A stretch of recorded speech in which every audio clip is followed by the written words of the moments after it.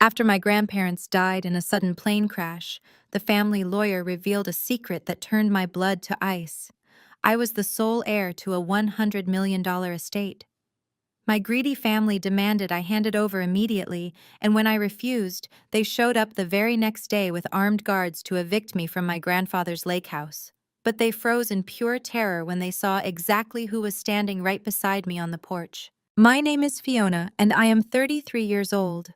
I work as a senior luxury asset appraiser in New York. If you have ever had your own flesh and blood try to destroy your life out of pure greed, let me know where you are watching from in the comments below. Hit that like button and subscribe because you will want to see exactly how I destroyed their entire world with one single phone call. The funeral for my grandfather Charles and my grandmother Beatrice had ended exactly 3 hours ago. I was sitting alone in the massive living room of their $15 million Crystal Lake villa, staring at the roaring fireplace. My fingers tightly gripped my grandfather's antique gold pocket watch, the only thing recovered from the crash site. The heavy oak front doors flew open with a violent crash that echoed through the vaulted ceilings. I did not even flinch. I knew exactly who it was. My older brother Brad stormed into the room, followed closely by my younger sister Amber and her husband Malik Jones. Malik was a slick, high-powered African-American real estate lawyer from Atlanta, wearing a custom Tom Ford suit and a smug smile. They were not wearing black, they were not grieving, they looked like predators who had just cornered a wounded animal. Brad marched straight up to my chair and smacked my hand, causing my grandfather's pocket watch to clatter onto the stone hearth. "Time is up for playing the squatter, Fiona." He barked, his face red with aggression. "Pack your cheap bags and get out of this villa before I call the police and have you dragged out in handcuffs." Before I could even lean down to retrieve the watch, Malik stepped forward. He moved with the extreme arrogance of a man who thought he held all the cards. He dropped a thick leather-bound folder directly onto the coffee table, shattering my porcelain teacup. The hot liquid spilled everywhere, but Malik just adjusted his gold Rolex with a calm, calculated motion. "Let me translate this into simple terms for you, Fiona, since you do not understand corporate law," Malik said, his voice dripping with condescension. "This is an emergency quit notice stamped and approved by the county judge an hour ago. Under the temporary inheritance clauses, Brad is now the acting executor of the Campbell family estate and the newly appointed head of the family business. This lake house has already been registered as collateral for a massive emergency corporate loan. You hold no position on the board of directors. You have absolutely no legal standing to be on this property." I stared at the red stamp on the paperwork. My mind raced, analyzing every single word Malik had just said. As a luxury asset appraiser, my entire career was built on spotting discrepancies and noticing the tiny details that other people missed. A sudden icy realization washed over me. You do not get a county judge to approve an emergency eviction and register a $15 million property as corporate collateral just 3 hours after a funeral. The paperwork, the legal loopholes, the filings, all of this had to have been prepared months in advance. Malik and Brad had orchestrated this hostile takeover long before my grandfather's plane ever fell out of the sky. Amber crossed her arms and looked me up and down with absolute disgust. "God, you look pathetic," Amber sneered. "Are you really wearing a discount rack blazer to sit in a $15 million estate? You do not belong here, Fiona. You have never belonged here." She paced around the room, running her manicured fingers over the antique mahogany furniture with clear, greedy intentions. "Do you really think Grandpa wanted a glorified inventory clerk inheriting this house?" Amber laughed, a sharp, cruel sound that bounced off the high walls. "Mom and Dad let you drown in $120,000 of student loans at NYU because your appraiser degree was a useless joke. Meanwhile, Brad was actually doing real work. They funded Brad's hedge funds with millions because he is the true heir. You are just the family disappointment who counts other people's furniture for a living." I remained completely silent, letting her vicious words hang in the air. The truth was, my family had financially abandoned me the moment I refused to be their compliant puppet. They threw millions at Brad's failing Wall Street ventures while I worked 3 grueling jobs to pay off my student debt. But my absolute silence only seemed to enrage Brad further. He kicked the shattered pieces of my teacup across the expensive Persian rug. "You are a failed middle child," Brad screamed, stepping so close I could smell the expensive scotch on his breath. "You have zero right to this $100 million empire. You are going to sign this property handover agreement right now and walk out that door." Brad pulled a heavy fountain pen from his jacket pocket and slammed it onto the legal documents. The aggressive crack of metal against the glass table made Amber jump, but I just kept my eyes locked on Brad's panicked, sweating face. He was trying to look intimidating, but my professional training taught me how to read people under extreme pressure. Brad was terrified. There was a desperate, frantic undertone beneath his screaming. He was not acting like a man who just inherited a fortune. He was acting like a man running out of time. Malik stepped closer, leaning over the table to box me in. His voice dropped to a low, threatening whisper. "I am not going to ask you twice, Fiona. You are going to pick up that pen and sign away your occupancy rights. If you refuse, I will activate the enforcement clause on this document. At exactly 9 o'clock tomorrow morning, my private security team and the county sheriff will kick that front door off its hinges. We will drag you out by your hair, throw your garbage bags onto the street, and do it right in front of the local news cameras. You will be publicly humiliated and legally ruined. Sign the paper right now." The heavy silence in the room was suddenly broken by the soft click of designer heels against the hardwood floor. My mother Priscilla stepped out from the grand hallway, dabbing her perfectly dry eyes with a silk monogrammed handkerchief. She had clearly been waiting in the wings, letting the men play the role of aggressive enforcers before sweeping in to play the devastated matriarch. She wore a black cashmere mourning dress that looked more suited for a fashion runway than a funeral. She glided past Brad and Malik, intentionally ignoring the shattered porcelain and spilled tea on her expensive rug. "Fiona, please listen to your brother," my mother said, her voice dripping with artificial maternal warmth. She sat down on the leather sofa right next to me, reaching out to grab my hand. Her fingers felt cold and rigid, like a vice masquerading as an embrace. "You have always been so stubborn, but this is not the time for your usual rebellion. Brad is in a terrible bind in New York. The real estate market has been unforgiving, and his investment portfolios took a massive hit. If we do not liquidate this property immediately, the Campbell family will face complete financial ruin. We will lose the country club memberships, the cars, our entire way of life. Be a good daughter for once, Fiona. Sacrifice for the family so your brother can survive." I stared down at her perfectly manicured hand clutching mine. A profound, sickening realization settled deep in my chest. She was not grieving the loss of my grandfather, who had built the very fortune she was currently wearing. She was grieving the potential loss of her social status. To her, my entire existence was nothing more than an insurance policy, a sacrificial lamb meant to be slaughtered the moment her golden boy made a financial mistake. I slowly, deliberately pulled my hand away from her grasp. The last remaining shred of familial love I held for this woman withered and died in that exact second, leaving behind nothing but absolute cold precision. While my mother tried to regain her composure, I noticed movement out of the corner of my eye. Brad had pulled Malik toward the large bay windows overlooking the lake. They thought they were far enough away to speak privately, but the vaulted ceilings of the villa carried their hushed, frantic whispers straight to my trained ears.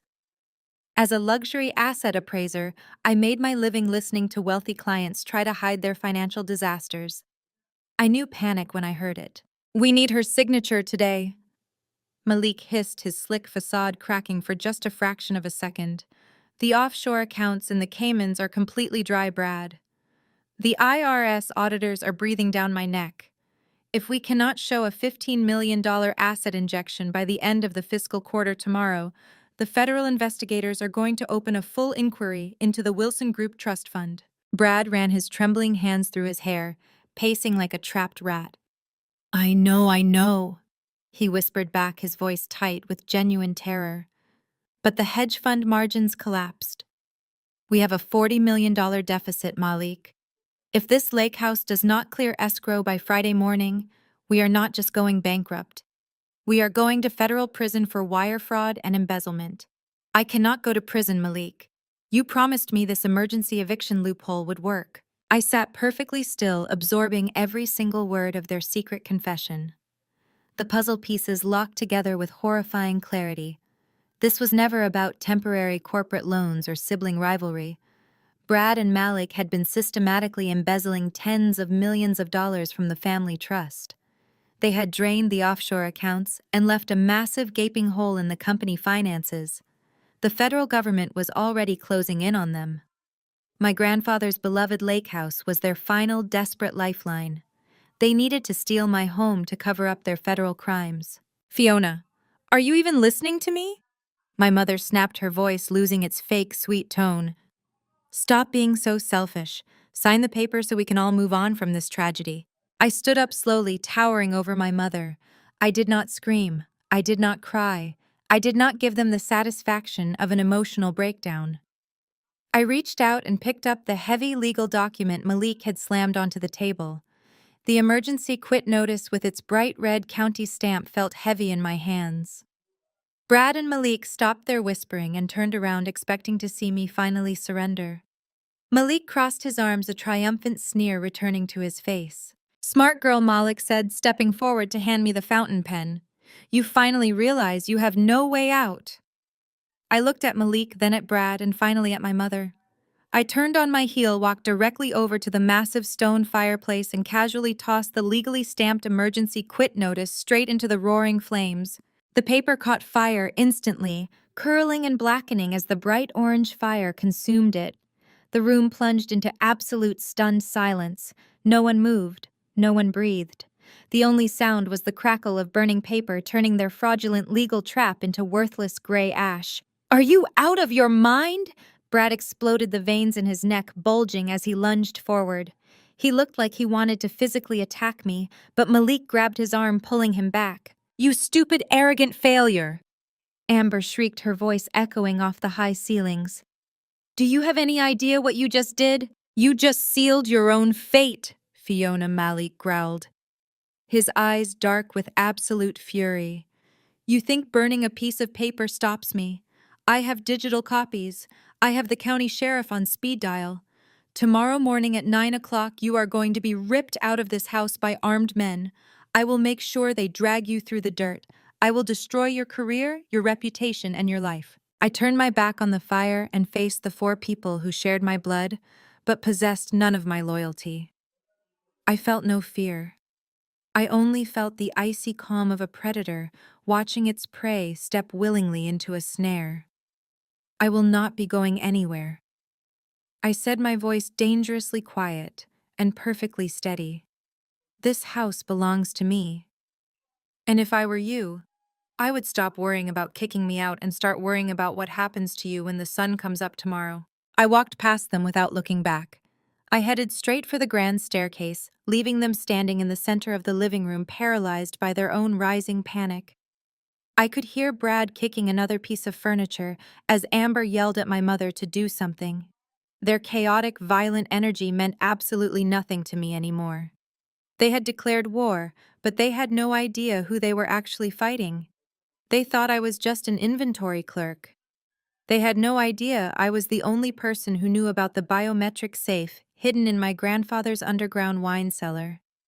And they had no idea what kind of weapons he had left behind for me to use against them. I stood at the top of the grand staircase, hidden in the shadows of the second-floor landing. Down below, I could hear the heavy front doors slam shut, followed by the aggressive screech of tires as Malik sped his luxury SUV down the gravel driveway. They were gone for now, but I knew exactly what they were planning. They thought I was upstairs crying into my pillow, paralyzed by the threat of an armed eviction. They believed they had successfully terrorized the weak middle child into submission. They could not have been more wrong. I waited until the grandfather clock in the hallway chimed 1 in the morning. The massive lake house was entirely silent, except for the wind howling off the dark water outside.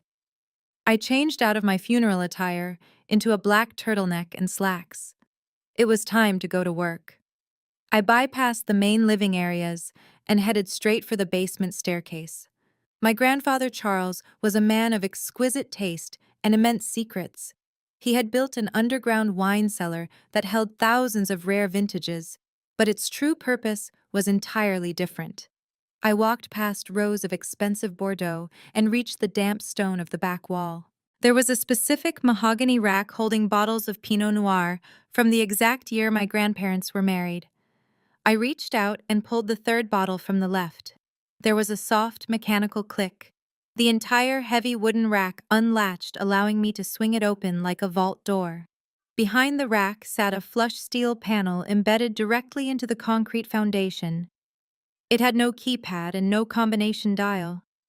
It was a highly classified biometric safe, equipped with a high-resolution retina scanner and a fingerprint reader. Grandpa Charles had installed this 3 years ago.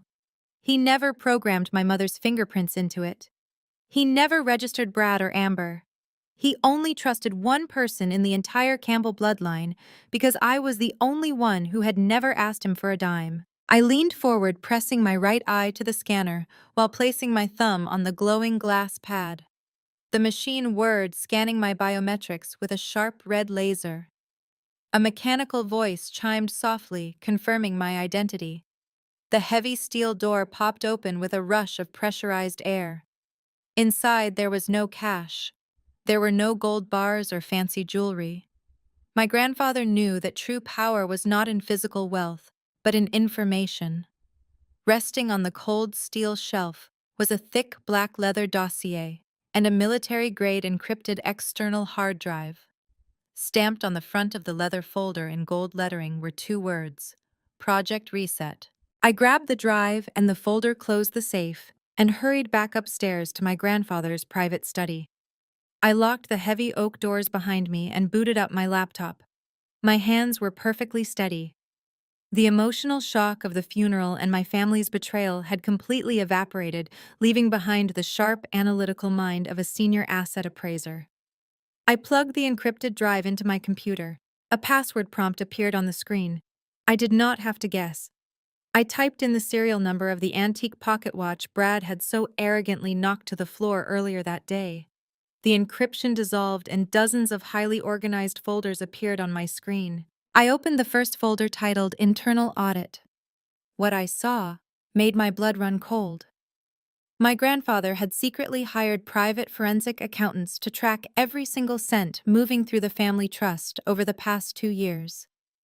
The spreadsheets painted a picture of absolute financial devastation. Malik and Brad had been running a sophisticated embezzlement ring right under the board of directors' noses.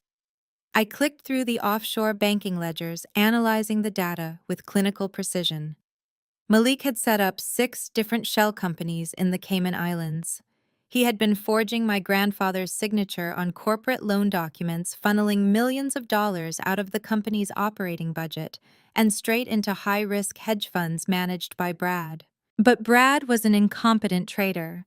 The hedge funds had completely collapsed, taking $40 million of the family's money down with them. The next document was a warning letter from the Internal Revenue Service. The federal government was already auditing the corporate group for tax evasion. Malik and Brad were trapped. They needed to replace the missing $40 million before the federal auditors realized the accounts were empty. That was why they needed this $15 million lake house so desperately. They planned to leverage it, sell it to a private buyer, and use the cash to desperately plug the gaping hole in their offshore accounts before the federal authorities caught on. I opened the leather dossier and found physical copies of wire transfers bearing Malik's signature. He had authorized the movement of stolen funds to his own private accounts in Atlanta, essentially robbing his own brother-in-law while helping him cover up the massive corporate deficit. The sheer arrogance of their crimes was staggering. They were not just greedy siblings trying to bully me out of an inheritance. They were desperate, cornered criminals facing decades in federal prison. Malik's threat to have me dragged out by armed guards tomorrow morning was not a bluff. It was a panicked attempt to save his own life and preserve his freedom. I leaned back in the leather office chair, the glow of the computer screen illuminating the dark room. They thought I was an uneducated inventory clerk who would crumble under the threat of a fake eviction notice. They had entirely underestimated my expertise. As a luxury asset appraiser, I destroyed fraudulent financial claims for a living. I dealt with billionaires trying to hide their assets, and I knew exactly how to dismantle a fake legal document. I checked my watch. It was 2 in the morning. I had exactly 7 hours before Malik and his private security team arrived to kick down my front door. It was plenty of time to set a trap they could never escape. I reached into the leather dossier and pulled out a single thick cardstock envelope. Inside was a black card with nothing but a 10-digit phone number printed in embossed silver ink. There was no name attached to it, but my grandfather had left a handwritten sticky note on the back. It simply read, Federal Prosecutor Eastern District. Use only when the wolves break down the door. I picked up my cell phone and dialed the number.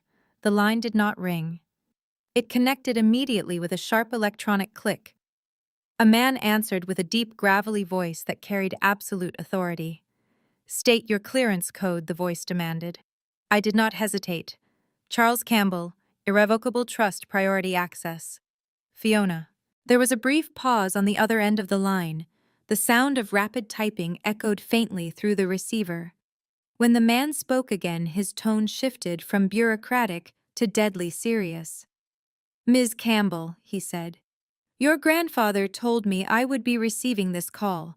My team has been monitoring the Wilson Group offshore accounts for 18 months, waiting for the perpetrators to make a fatal mistake.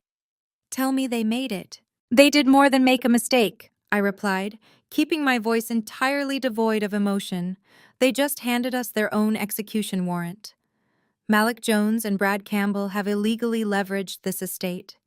They forged an emergency eviction notice and planned to physically remove me from the premises at 9 o'clock this morning using armed private security.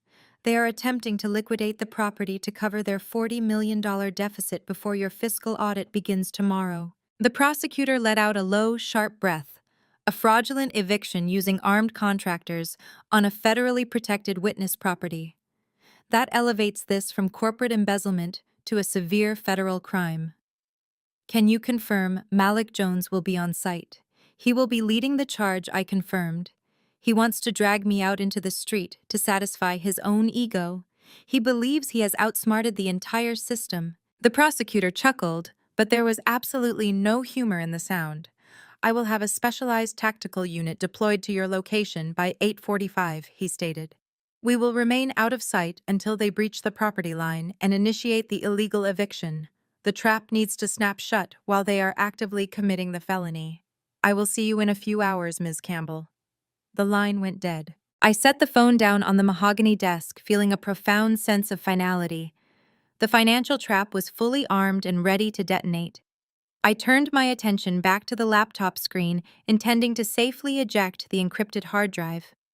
But as I moved the mouse cursor, my eyes caught the very last folder at the bottom of the directory. It was labeled Flight 404. My blood froze in my veins. That was the exact tail number of my grandfather's private jet, the same jet that had plummeted into a remote mountainous region just days ago, killing both him and my grandmother instantly. My hand trembled for the first time that night as I double-clicked the folder. I expected to find maintenance logs or flight itineraries. Instead, a single high-resolution scanned document appeared on the screen. It was a wire transfer confirmation from an untraceable banking institution in the Cayman Islands. I leaned closer to the monitor, my eyes scanning the heavily redacted financial codes. The sender was listed as Apex Holdings, LLC, which I had just identified in the previous folder as one of Malik's illegal shell companies. The transfer amount was exactly $250,000. But it was the recipient and the date that made my heart stop beating entirely. The money had been wired directly into the personal account of the lead aviation mechanic responsible for servicing my grandfather's jet. The date stamp on the clearance receipt was a Tuesday, exactly 48 hours before the fatal crash. I stared at the digital receipt as the horrifying reality crashed over me like a physical blow. The plane crash was not a tragic accident caused by sudden mechanical failure. My grandfather had not died because of bad weather or a faulty engine. He was murdered. My own brother and his greedy lawyer husband had paid a mechanic $250,000 to sabotage the aircraft. They had assassinated my grandparents in cold blood, just to accelerate the inheritance process and cover up their massive financial crimes before the federal audit could ruin them. A wave of intense nausea hit me so hard I had to grip the edges of the desk to keep from falling out of the chair. The room seemed to spin. I closed my eyes, seeing the image of my grandmother's warm smile and my grandfather's firm, protective hands. They had been slaughtered by the very people they had fed, clothed, and sheltered. My mother Priscilla had begged me to sacrifice for the family. She had asked me to save the brother who had literally orchestrated the violent deaths of her own parents. The sickness in my stomach rapidly burned away, replaced by a towering infernal rage. This was no longer just about protecting my home or defending my grandfather's legacy. This was about absolute total destruction. I stood up from the desk, my chair rolling back and hitting the bookshelf. I walked over to the large bay window and looked out at the dark waters of Crystal Lake. The sun was just beginning to turn the eastern horizon a pale, bruised purple. In a few hours, Malik, Brad, and Amber would drive up to this house thinking they were the apex predators. They thought they were coming to bully a helpless woman out of her inheritance. They had no idea they were walking straight into a federal staging ground. I tightened my grip on my grandfather's ceramic coffee mug, my knuckles turning white. They wanted to play a ruthless game of power and intimidation. I was going to give them exactly what they asked for. I was going to let them step onto this porch, let them taste their victory for one fleeting second, and then I was going to bury them so deep under federal charges they would never see the sun again. At exactly 8:45, the tranquil morning silence of Crystal Lake was violently shattered. The aggressive crunch of heavy tires tearing up the crushed stone driveway echoed through the property. I stood in the expansive chef's kitchen, methodically pouring dark roast coffee into my grandfather's favorite ceramic mug. I was dressed in a razor-sharp charcoal-tailored suit, the exact kind of armor I wore when dismantling fraudulent billionaires in Manhattan boardrooms. Today I was wearing it to dismantle my own bloodline. The convoy tore through the open wrought-iron gates without slowing down. Two massive black tactical SUVs flanked a large commercial moving truck. They parked haphazardly across the manicured front lawn, completely destroying the expensive landscaping my grandmother had meticulously curated for a decade.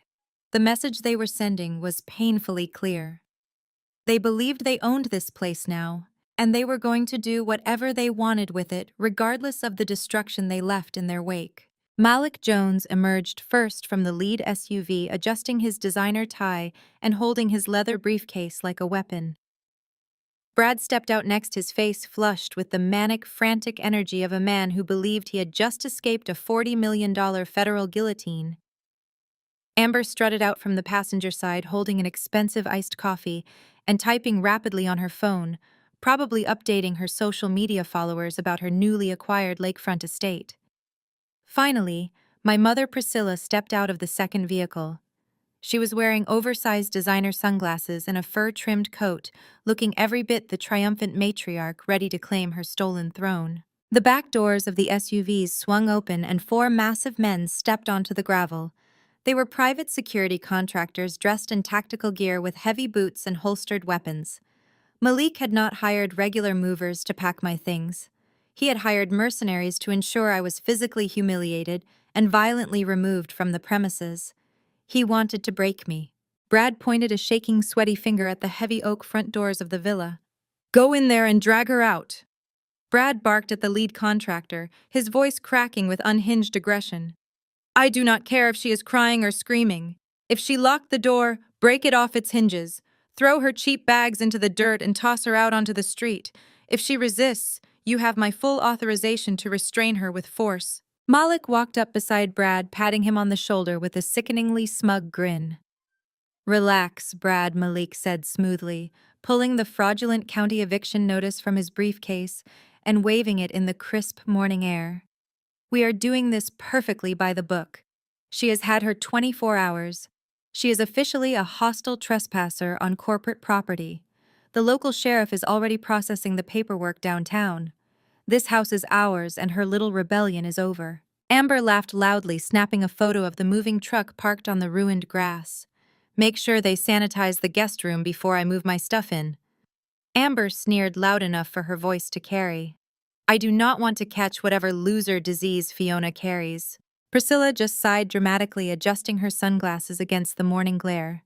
Just get it over with quickly, boys, Priscilla commanded the guards, waving her manicured hand dismissively. I have an interior designer arriving at noon to remodel the dining room, and I do not want Fiona's dramatic crying ruining my aesthetic vision. Let us just take out the trash so we can celebrate your brother's new promotion. I watched their entire pathetic performance through the tinted glass of the foyer window. My heart rate was a steady resting 60 beats per minute. I felt absolutely no fear. I felt nothing but the cold, clinical precision of a surgeon holding a scalpel over a terminal tumor. They thought they had secured their victory. They thought they were the apex predators. They had absolutely no idea that the thick pine forest surrounding the property was currently hiding 24 heavily armed federal tactical agents. They had no idea that a federal sniper was already tracking Brad's chest from a hidden vantage point across the lake. The trap was perfectly set, and they had marched right into the center of it with arrogant smiles on their faces. The four armed contractors marched up the stone steps of the front porch, their heavy boots thudding ominously against the wood. The lead guard reached out a massive hand to grab the brass handle of the front door. Before his fingers could even make contact, I turned the deadbolt and pulled the heavy oak doors smoothly open from the inside. I stepped out onto the expansive wraparound porch, the crisp morning wind catching the edges of my charcoal suit. I did not look scared. I did not look like a defeated squatter begging for mercy. I raised my grandfather's ceramic mug to my lips and took a slow, deliberate sip of black coffee. The steam curled into the cold air as I looked down at the men standing on my property. The lead security contractor froze, his hands still hovering in the air. He was used to dealing with panicked, weeping tenants who had nowhere else to go. He was entirely unprepared for a woman who looked at him with the absolute authority of someone holding all the cards. Down on the gravel driveway, the cruel laughter died in Amber's throat. Brad's manic smile faltered for a fraction of a second. Malik tightened his grip on his briefcase, his eyes narrowing as he tried to process my complete lack of panic. "Time is up," Fiona Malik shouted, breaking the sudden heavy silence. His voice carried across the lawn, trying desperately to reassert his dominance over the situation. "I told you I was not playing games. You missed the 9 o'clock deadline. You are now illegally trespassing on Wilson Group assets." "Grab her," Malik ordered the guards, pointing a sharp finger at me. "Put her in cuffs if she fights back." I took another slow sip of my coffee, my eyes locking directly onto Malik's. I did not raise my voice, but the icy, absolute certainty in my tone cut through the morning air like a razor blade. "I would strongly advise your hired muscle to take a step back, Malik," I stated calmly, lowering the mug. "Because if any of these men take one more step onto this porch, they will be committing a federal crime. And unlike your fake county eviction notice, the people waiting in the tree line actually have the authority to pull the trigger." Malik threw his head back and let out a sharp, patronizing laugh. "Federal crime," he mocked, shaking his head. "Are you completely out of your mind, Fiona? You are a desperate squatter making up invisible snipers in the woods to save your own skin." He turned to the lead security contractor with a look of absolute disdain. "Ignore her delusional threats. Grab her by the arms and drag her off this property right now. I am paying you to do a job." Brad stepped forward, the gravel crunching violently under his expensive loafers. "You are pathetic, Fiona," Brad screamed, his voice echoing across the misty lake. "You think you can bluff us with fake police? There is nobody in those woods. Break the door down and throw her out onto the street." The massive lead guard grunted and took one heavy step onto the top stair of the porch, reaching his thick-gloved hand toward my shoulder. He never made contact. The heavy oak door behind me swung open completely. Stepping out from the shadows of the grand foyer was a tall, broad-shouldered man wearing a reinforced dark tactical vest. Emblazoned across his chest in bold yellow letters were the words, U.S. Marshal. A gleaming silver federal star hung prominently from his belt. "I strongly suggest you keep your hands to yourself, son," the marshal said, his voice carrying the calm, lethal weight of the United States federal government. "Unless you want to spend the next 20 years in a federal penitentiary for assaulting a protected witness." At his exact words, the tree line surrounding the villa seemed to come alive. From behind the ancient pine trees, from the edge of the private boat dock, and from the blind corners of the wraparound porch, a dozen heavily armed tactical agents stepped into the morning sunlight. They moved with absolute military precision, raising their matte black rifles and locking their stances. Two distinct bright red laser sights materialized directly on the center of Brad's chest. Another red dot rested precisely over Malik's designer silk tie. The terrifying reality of the situation crashed down on the driveway with the force of an avalanche. The private security contractors were not fools. They were hired muscle-paid to intimidate unarmed civilians, not to engage in a shootout with federal agents. The lead guard looked at the marshal, looked at the red laser sights, and immediately dropped his tactical baton onto the wooden porch. He raised both hands high above his head, stepping backward down the stairs. The other three guards instantly followed suit, dropping their equipment and dropping to their knees on the gravel, showing their empty palms to the tactical team. The triumphant smirk melted off Malik's face, replaced by a sickening, pale horror. Amber dropped her expensive iced coffee. It shattered on the driveway, splashing brown liquid over her designer shoes, but she did not even blink. She was staring at the tactical agents in pure, unadulterated terror. Priscilla grabbed Brad's arm, her perfectly manicured fingernails digging into his suit jacket. Brad's mouth hung open, his manic energy completely evaporating into suffocating panic. Malik was a cornered rat, but he was still a lawyer. He tried to rely on his usual weapon of loud intimidation to regain control. "Now hold on a minute," Malik stammered, his voice shaking as he waved the fraudulent county document in the air. "There is a massive misunderstanding here, officer. I am a licensed real estate attorney. This is my brother-in-law's legal property. I have a court-ordered emergency eviction notice signed by a county judge. This woman is a hostile trespasser. You have no jurisdiction to interfere with a civil county eviction." The U.S. Marshal stepped forward, standing shoulder to shoulder with me on the porch. He did not even look at the piece of paper Malik was desperately waving around. He looked at Malik with absolute disgust. "I do not care about your fabricated county paperwork, counselor," the marshal stated. "You are currently trespassing on federal ground." I took another slow sip of my coffee, letting the bitter liquid warm my throat before I delivered the final legal annihilation. "Your emergency quit notice is completely invalid, Malik," I stated, projecting my voice so it rang out across the lawn. "You tried to leverage this estate as collateral for the corporate trust, but you failed to realize one vital detail. My grandfather Charles was infinitely smarter than you. He never placed this $15 million villa into the corporate portfolio. He placed it into a blind, irrevocable trust. A trust that bypassed the board of directors completely and named me as the sole legal beneficiary. Ownership of this estate was fully and permanently transferred into my name 48 hours ago."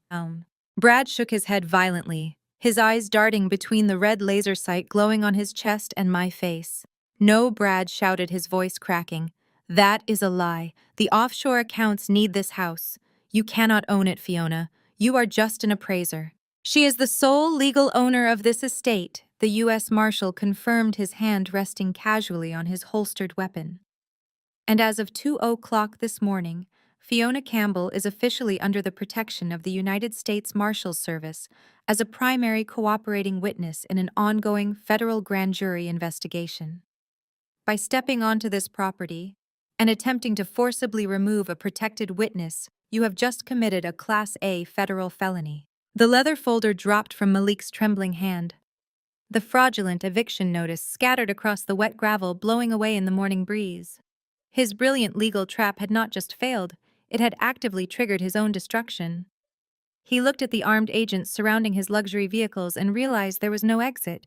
He could not talk his way out of this. He could not sue his way out of this. He had brought a fake piece of paper to a federal gunfight. Priscilla let go of Brad and took a desperate step forward toward the porch. The illusion of her grand matriarch status was completely gone. She looked like a terrified old woman grasping at straws. "Fiona, please," my mother begged, her voice cracking with manufactured hysteria. "Tell them to put the guns down. We are your family. This is just a misunderstanding about paperwork. We can go inside and talk about this over breakfast like civilized people." "There is nothing left to talk about, Mother," I replied, staring down at her with absolute zero empathy. "Yesterday you told me to be a good daughter and sacrifice my life to save Brad's financial mistakes. You told me to face reality. The reality is that your golden child and his slick lawyer just walked into a federal snare. And breakfast is not on the schedule today." As the words left my mouth, the heavy front gates of the estate swung open completely. 4 more black government vehicles rolled onto the property, crunching over the gravel and boxing in my family's luxury cars. Men and women in sharp, dark suits stepped out. They were not wearing tactical gear. They were carrying thick, sealed briefcases bearing the gold emblem of the Internal Revenue Service. Malik took a staggering step backward, his expensive Italian leather shoes slipping on the wet grass. He looked from the armed marshals to the approaching IRS agents, and all the blood drained from his face. His arrogant lawyer persona completely disintegrated, leaving behind nothing but a terrified, exposed fraud. "You actually thought a $40 million deficit could be wiped clean by rushing a fraudulent real estate sale?" I asked, stepping down to the first stair of the porch. I looked directly into Malik's panicked eyes. "You thought you could shuffle corporate funds through Apex Holdings, LLC in the Cayman Islands without triggering a federal audit. My grandfather knew exactly what you were doing, Malik. He hired private forensic accountants 2 years ago. I spent all night reviewing the encrypted hard drive he left me in his biometric safe. I have every single wire transfer, every forged signature, and every illegal offshore ledger you created." Brad let out a strangled, gasping sound. He clutched his chest as if he were having a heart attack, staggering away from the tactical agents. "You cannot do this," Brad wheezed, his eyes wide and bloodshot. "I am the acting head of the Campbell family business. I have legal immunity through the corporate bylaws." "You have absolutely nothing, Brad," I stated, my voice ringing with cold, absolute authority. "As of 6 o'clock this morning, the federal government executed a sweeping asset freeze under the RICO Act. Every single bank account tied to your name, Malik's name, and the Wilson Group Trust has been frozen and seized." Amber let out a high-pitched shriek. She frantically pulled her phone from her designer handbag, her perfectly manicured thumbs swiping aggressively across the screen. "No, no, no!" Amber screamed, tapping her banking application repeatedly. "It says my accounts are locked. My platinum cards have a 0 balance. Mom, do something. They locked my trust fund." A female IRS special agent stepped forward, her expression entirely devoid of sympathy. She looked directly at Amber, and then pointed to the sleek luxury sports car parked on the ruined lawn. "Hand over the keys to the Porsche MA," the agent demanded, holding out her hand. "That vehicle was purchased using embezzled corporate funds. It is now federal property." Amber threw a massive, hysterical tantrum, stomping her feet and clutching her designer bag to her chest like a spoiled child. "I am not giving you my car!" Amber wailed, tears of pure selfish rage streaming down her face. "You cannot take my things. I am a Campbell." "Priscilla," my mother looked like she was about to faint. The reality of her vanishing social status hit her harder than a physical blow. She grabbed the collar of her expensive fur coat, her hands shaking violently. "Fiona, please," Priscilla begged, her voice cracking into a pathetic whimper. "You are ruining us. We will lose the country club. We will lose the penthouse. I will have to file for bankruptcy. You cannot leave your own mother destitute." I stared at the woman who had demanded I sacrifice my entire future just yesterday. I felt a deep, profound satisfaction watching her elitist facade crumble into dust. "You are not destitute, Mother," I replied, my tone completely flat. "You are just experiencing the reality you wanted to force onto me. You chose to protect a thief instead of your own daughter. Now you get to pay his debts." But the financial annihilation was just the appetizer. The true reckoning was about to begin. The heavy oak door behind me opened one more time. Stepping out onto the porch was a tall, distinguished man with silver hair wearing a perfectly tailored navy suit. It was the federal prosecutor from the Eastern District, the man I had spoken to at 2:30 in the morning. He walked up beside me, looking down at Brad and Malik with an expression of absolute lethal disgust. Wire fraud, embezzlement, and tax evasion carry extremely heavy federal sentences. The prosecutor began, his voice booming across the driveway. But financial crimes are not the reason the United States Marshals Service deployed a tactical sniper team to this estate today. The remaining color vanished from Brad's face. His knees visibly buckled, and he had to lean against the hood of Malik's SUV to keep from collapsing. Malik started shaking his head back and forth, a low sound of pure animalistic terror escaping his throat. I took a step closer to the edge of the porch, my eyes locking onto my brother. Flight 404. I said, the words dropping like heavy stones into the crisp morning air. Brad let out a horrifying guttural sob. He slid down the side of the vehicle and collapsed onto his knees in the wet gravel, clutching his stomach as if he had been physically gutted. I found the offshore ledger, Malik. I continued, my voice rising in volume, carrying the full weight of my absolute fury. I found the $250,000 wire transfer you sent to the lead aviation mechanic exactly 48 hours before my grandfather's jet went down. You did not just steal from this family. You did not just bankrupt the company. You murdered our grandparents in cold blood to cover up your pathetic financial failures. Amber stopped screaming about her car. Priscilla gasped, clamping both hands over her mouth, her eyes wide with unadulterated horror as she looked down at her golden child, sobbing in the dirt. Brad Campbell and Malik Jones. The federal prosecutor announced, pulling a thick stack of warrants from his jacket. You are both under arrest for conspiracy to commit first-degree murder, interstate fraud, and federal racketeering. You will be held in federal custody without the possibility of bail. The U.S. Marshal gave a sharp tactical nod. The heavily armed agents moved forward instantly. They did not read them their rights with gentle courtesy. They grabbed Malik by the shoulders, slamming him face first against the side of his own luxury SUV. The violent metallic click of heavy steel handcuffs ratcheting closed echoed across the driveway.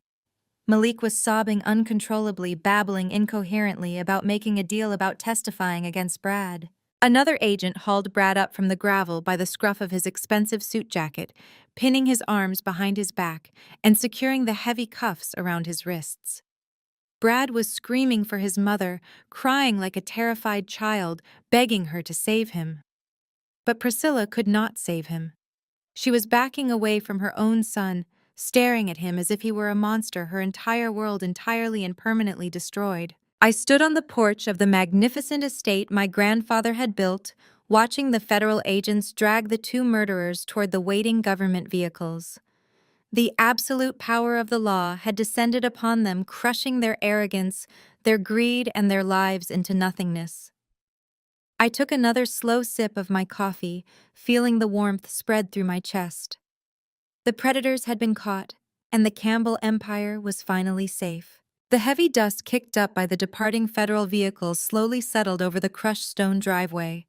The black tactical SUVs carrying Brad and Malik disappeared down the winding mountain road, taking the murderers away to a maximum security federal holding facility. They would never see the outside of a prison cell again. The remaining Internal Revenue Service agents finished tagging Amber's Porsche and the two luxury SUVs with bright yellow asset forfeiture stickers. A female agent handed my mother a single laminated document outlining the total freeze of her personal and corporate accounts before turning on her heel and driving away. The profound absolute silence of Crystal Lake returned. The only sound was the gentle lapping of the water against the wooden docks. I stood on the wraparound porch, lowering my grandfather's ceramic coffee mug. Down on the ruined grass, my mother Priscilla and my sister Amber were left completely stranded. They had arrived with an army of armed mercenaries, expecting to throw me onto the street. Now they were standing in the damp morning chill, stripped of their wealth, their transportation, and their arrogant delusions. I watched my mother closely. For a full minute she stared down the empty driveway where her golden child had just been hauled away for orchestrating the violent deaths of her own parents. I expected her to collapse into genuine catastrophic grief. I expected her to mourn her father and mother. Instead, I watched a terrifying shift occur in her posture. The aristocratic matriarch facade had been shattered, but her parasitic survival instinct immediately took over. Priscilla wiped her dry eyes with her silk handkerchief and slowly turned to face me. She forced her facial muscles into a trembling, pathetic mask of maternal affection. She took a tentative step toward the wooden stairs of the porch, holding her hands out as if reaching for a long-lost child. The U.S. Marshal, standing a few feet away, immediately stepped forward to block her path, resting his hand on his utility belt. I raised my hand, signaling the Marshal to stand down. I wanted to hear exactly what she was going to say. "Fiona, my sweet, beautiful girl," Priscilla began, her voice vibrating with manufactured sorrow. She let out a dramatic sob, pressing a hand to her chest. "I had absolutely no idea. You have to believe me, Fiona. I was completely blinded by them. I never knew Brad and Malik were capable of such monstrous things. I never knew about the offshore accounts or the airplane mechanic. I am a victim of their manipulation just like you are." She took another step closer, her eyes darting past me to look into the warm, luxurious interior of the $15 million estate. "We were both too harsh yesterday," she continued, turning on the waterworks with practiced theatrical precision. "The grief of losing your grandparents clouded my judgment. I was just so stressed about the company finances. But the truth is, I just miss my daughter. You are the only family I have left now, Fiona. We are Campbell women. We need to stick together. Please let us come inside. Let us sit by the fire and manage this terrible trauma together as a family. We can handle the estate together." I stared down at her, feeling a wave of absolute clinical disgust. She did not shed a single tear for my grandfather's murder. She did not mourn my grandmother. Her entire performance was a calculated, desperate pivot to secure her access to the $100 million empire I now solely controlled. Amber chimed in, completely oblivious to the gravity of the federal murder charges her brother just caught. She stomped her designer shoe on the wet grass, crossing her arms and shivering. "Mom is right, Fiona," Amber whined, her voice carrying its usual grating entitlement. "My phone is completely deactivated. The IRS agent said my platinum cards are declining. This is a nightmare and my shoes are completely ruined from the mud. Just open the door and let me use the guest room Wi-Fi so I can call my friends to come pick us up.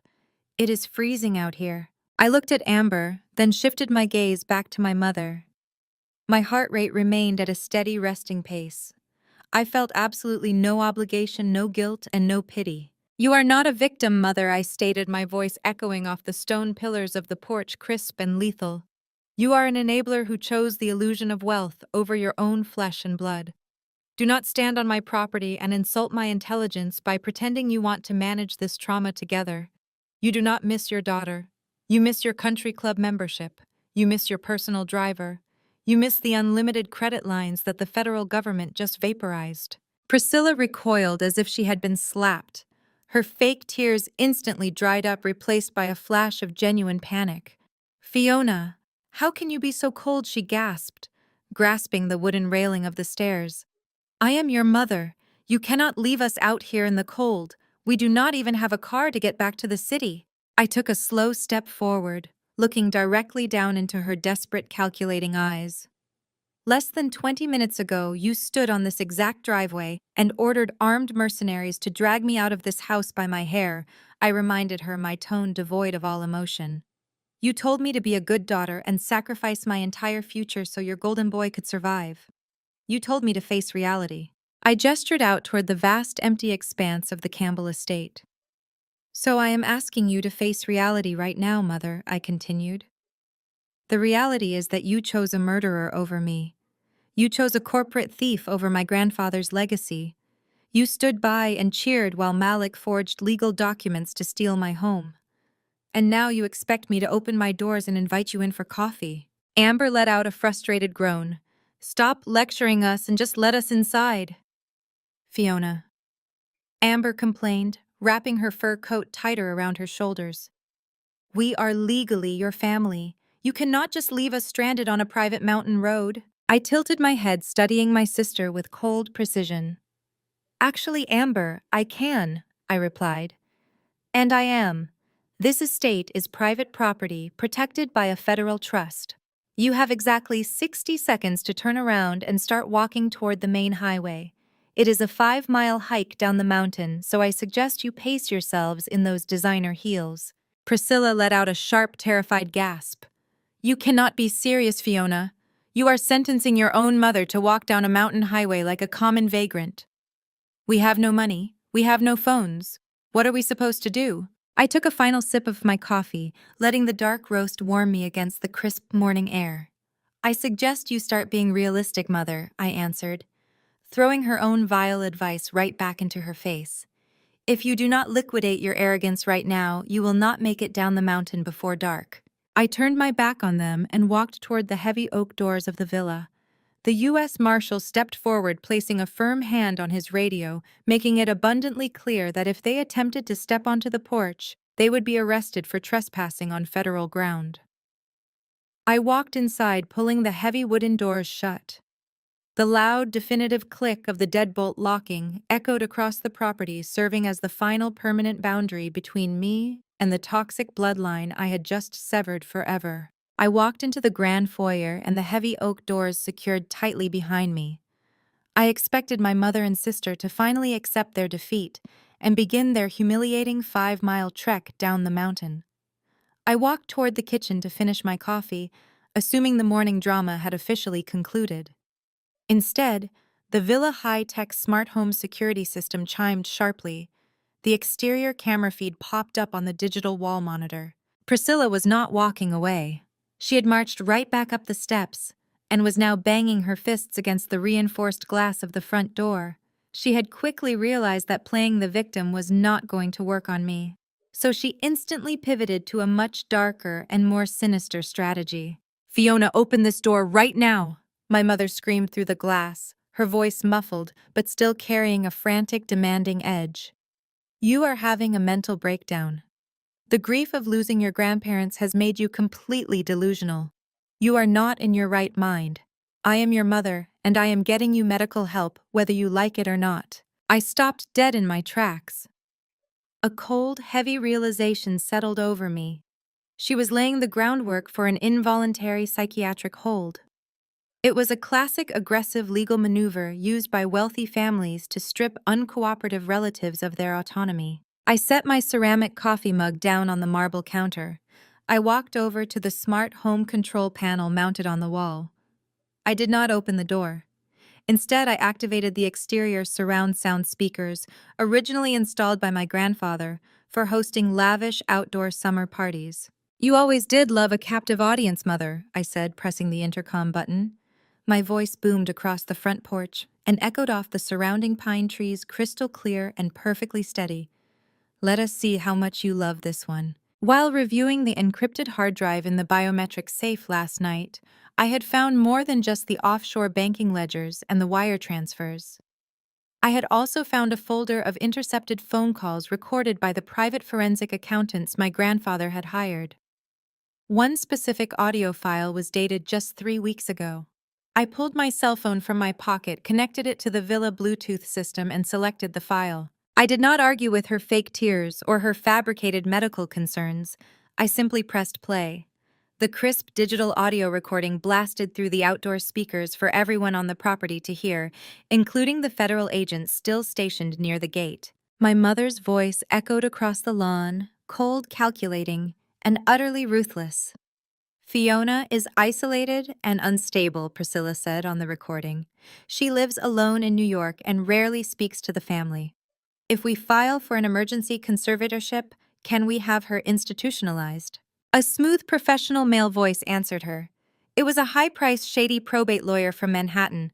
"With the right paperwork and a signature from a cooperative psychiatrist, we can place her on a mandatory psychiatric hold," the lawyer explained on the tape. "Once you are granted full medical power of attorney, she is declared legally incompetent. You will assume total control of her assets, including any trusts in her name." Then Amber's high-pitched voice chimed in on the recording, confirming her absolute complicity in the plot. Then we can liquidate the lake house, institutionalize Fiona permanently, and split the cash to cover Brad's corporate debts before anyone notices the money is gone. I stopped the recording. The silence that followed was deafening. Outside on the porch, Priscilla and Amber froze exactly where they stood. The concerned, loving mother act vanished in a single devastating second. The mask completely slipped. They were caught red-handed plotting to strip away my basic human rights, lock me in a psychiatric ward, and steal my inheritance to fund their luxurious lifestyle. The U.S. Marshal standing near the driveway crossed his arms, looking at my mother with absolute, unfiltered disgust. Priscilla's face contorted into pure, unadulterated rage. The wealthy, sophisticated matriarch was entirely gone, replaced by a feral, vicious predator who had just been backed into a corner. "You ungrateful little wretch!" Priscilla shrieked, her voice cracking with venom. She slammed her hands violently against the door glass, her face turning bright red. "That money belongs to the Campbell family. You are nothing but a pathetic appraiser. You have never been one of us. You are a selfish monster. Give us what is ours." Amber joined the meltdown, stomping her ruined designer shoes against the wooden porch boards and screaming obscenities that echoed across the lake. "You stole our inheritance," Amber yelled, pointing a shaking finger at the security camera. "You set Brad up. We are going to destroy your life, Fiona. We will ruin your career and make sure you have nothing left." I watched their violent, hysterical breakdown through the security monitor. They looked utterly pathetic. Stripped of their money, their power, and their leverage, they had nothing left but empty threats and childish tantrums. I stepped up to the door and unlocked the deadbolt. I opened the heavy oak door just a few inches, keeping the heavy steel security chain firmly engaged. Priscilla lunged forward, reaching a desperate hand through the gap, but she was stopped instantly by the thick metal chain. I looked at her terrified, furious face, and I smiled. It was a cold, bright smile of absolute victory. Medical fraud and conspiring to falsely imprison a sane adult for financial gain, I stated clearly, ensuring my voice carried to the federal agents watching from the lawn. That constitutes a massive violation of civil rights and opens up a whole new set of federal conspiracy charges. "You cannot prove anything," Priscilla hissed, her eyes darting wildly. "That recording is illegal." "Actually," I corrected her smoothly, "my grandfather hired private investigators to record your calls on corporate devices, which makes it entirely legally admissible in a federal racketeering case." I emailed that specific audio file to the United States Attorney 10 minutes ago. They are adding conservatorship fraud to your expanding list of crimes as we speak. Priscilla opened her mouth to scream another insult, but no sound came out. The absolute reality of her situation had finally crushed the last remaining ounce of her arrogance. "Enjoy your hike down the mountain, Mother," I said, my voice perfectly polite and incredibly sharp. "I will see you both in federal court." I pushed her hand away, shut the heavy oak door, and locked the deadbolt for the final time. I turned my back on their muffled screaming, walking away from the foyer and heading into the quiet, peaceful warmth of my new home. 72 hours later, I traded the peaceful sanctuary of the lake house for the cutthroat arena of Manhattan elite high society. With Brad and Malik currently sitting in federal holding cells awaiting their bail hearings, my grandfather's massive empire was finally free from their parasitic grip. As a senior luxury asset appraiser, I knew exactly how to fortify a trust fund. It was time to aggressively liquidate the hidden physical assets my grandfather had stashed away over the decades. I arranged a highly classified meeting at the Pinnacle Country Club, an ultra-exclusive establishment in the heart of the city where billionaires conducted their business behind closed mahogany doors. The dining room smelled of aged leather and expensive bourbon. I sat across the table from Maxwell Pierce, the lead automotive auctioneer for a premier global auction house. I was wearing a tailored ivory silk suit projecting absolute authority. Maxwell adjusted his reading glasses as he meticulously reviewed the authentication dossier I had provided. My grandfather Charles had been a master of invisible wealth. While reviewing his encrypted hard drive, I had discovered the deed to an abandoned industrial warehouse in upstate New York. When I drove up there and breached a boarded-up false wall, I did not just find an empty garage. I uncovered a pristine automotive time capsule. Wrapped in heavy-duty protective tarps sitting on blocks with their fluids perfectly drained and engines meticulously oiled were three original 1966 Shelby Cobra 427s. These are immaculate, Maxwell said, his voice hushed with genuine reverence as he traced the original title documents. The provenance is bulletproof, Fiona. Finding one of these in this condition is a generational miracle. Finding three is unheard of. I can confidently guarantee a minimum of $3 million per vehicle at our next international auction. $9 million total, and that is a conservative estimate. Excellent, I replied, taking a slow sip of my sparkling water. I want them moved to your secure vault by midnight. We will bypass the reserve price, and I never finished my sentence. The heavy brass-handled doors of the private dining room were violently shoved open, hitting the wood-paneled wall with a loud, aggressive crash. The serene, sophisticated atmosphere of the country club shattered instantly. My mother, Priscilla, and my sister, Amber, barged into the room. They looked absolutely unhinged. The sleek, polished veneer they usually wore had been completely replaced by frantic, desperate mania. They had somehow managed to survive their humiliating hike down the mountain 3 days ago, but the reality of their frozen bank accounts had clearly driven them into a corner. Following closely behind them was a nervous, sweating man in a cheap, wrinkled suit, clutching a thick manila envelope. "Fiona, my poor, sick darling," Priscilla announced, projecting her voice at maximum volume to ensure the wealthy patrons in the adjacent lounge could hear every single word. She threw her hand dramatically to her forehead, putting on a wildly exaggerated performance of a heartbroken mother. "Please stop this madness. You are not in your right mind." Amber stepped forward, pulling out her smartphone and pointing the camera directly at me. "We are doing this for your own good, Fiona," Amber added, her voice dripping with fake sympathy. "You need serious psychiatric help. You have locked your own family out, and now you are selling off precious family heirlooms out of sheer mania." The nervous man in the cheap suit stepped up to the mahogany table. He completely ignored the multi-million-dollar Shelby Cobra authentication documents scattered across the surface. He slapped the thick manila envelope down right next to my crystal water glass. "Fiona Campbell, you have been officially served," he stated quickly, taking a massive step backward as if he expected me to physically attack him. I did not flinch. I did not raise my voice.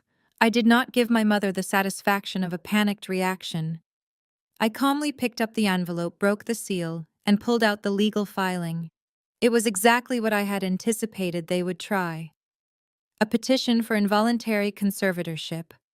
It was signed by the exact same shady probate lawyer whose voice I had captured on the audio trap. They were legally declaring me a danger to myself and attempting to seize full medical and financial power of attorney to strip me of my inheritance. I slowly set the document back down on the table.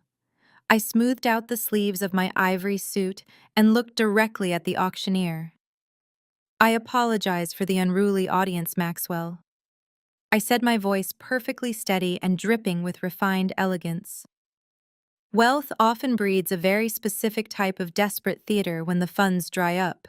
Please ignore them." Maxwell blinked, clearly shocked by my ironclad composure. He nodded slowly, leaning back in his leather chair and watching the spectacle unfold with clinical fascination. "You cannot ignore this!" Priscilla shrieked, her theatrical facade slipping as her genuine rage boiled to the surface. "You are having a severe psychotic break. The court has been petitioned. You have no legal authority to sell those cars. Everything you own is going to be placed under my direct control until you are mentally rehabilitated." I interlaced my fingers, resting them on the table. I looked at my mother with a smile so cold it could have frozen the room. "You really are a slow learner, Mother," I stated, my voice cutting through her screaming like a razor blade. "Did you honestly think I just played that audio recording on the porch for my own entertainment? I warned you that I emailed that file to the United States Attorney." Amber lowered her phone slightly, her fake sympathetic expression faltering. "What does that have to do with the conservatorship?" Amber snapped. "It has everything to do with it," I replied, tapping the signature line on the petition. The shady lawyer who drafted this fraudulent document for you was arrested by the FBI at 6 o'clock this morning. He is currently sitting in an interrogation room, singing like a canary about your grand plan to falsely imprison a sane adult for financial gain.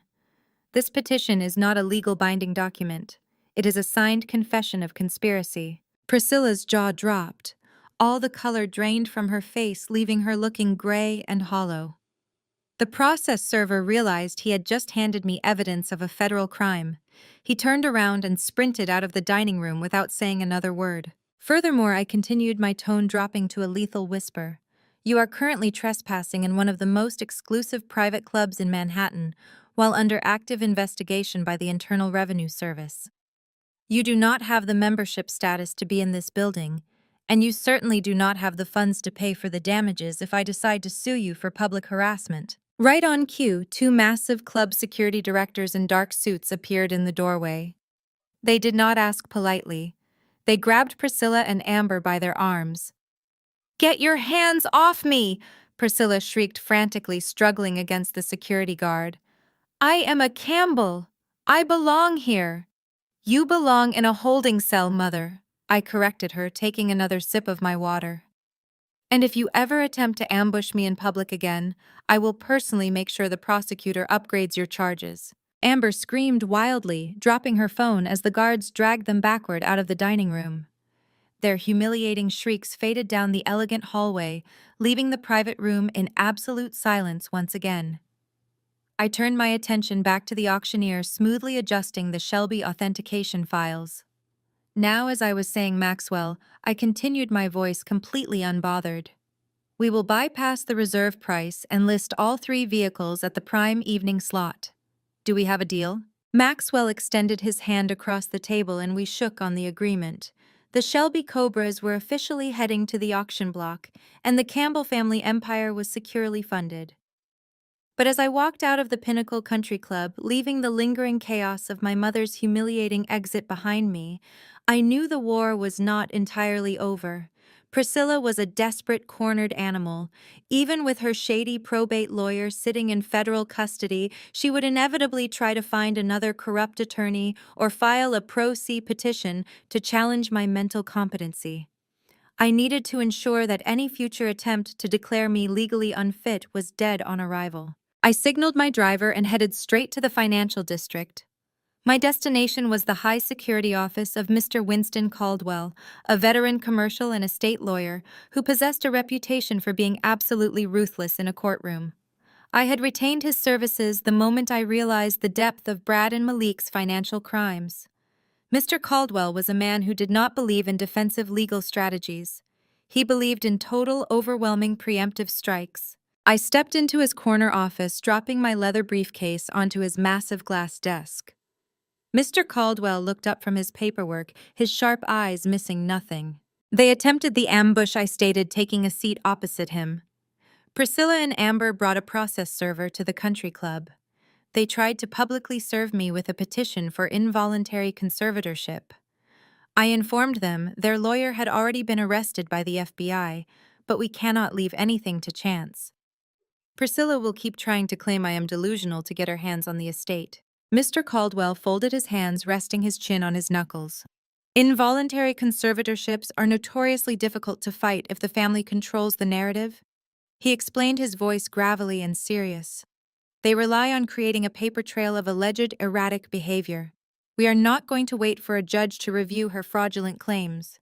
We are going to build an airtight medical and financial defense that makes it entirely impossible for any court in the United States to question your cognitive function." He handed me a piece of paper with 3 names printed on it.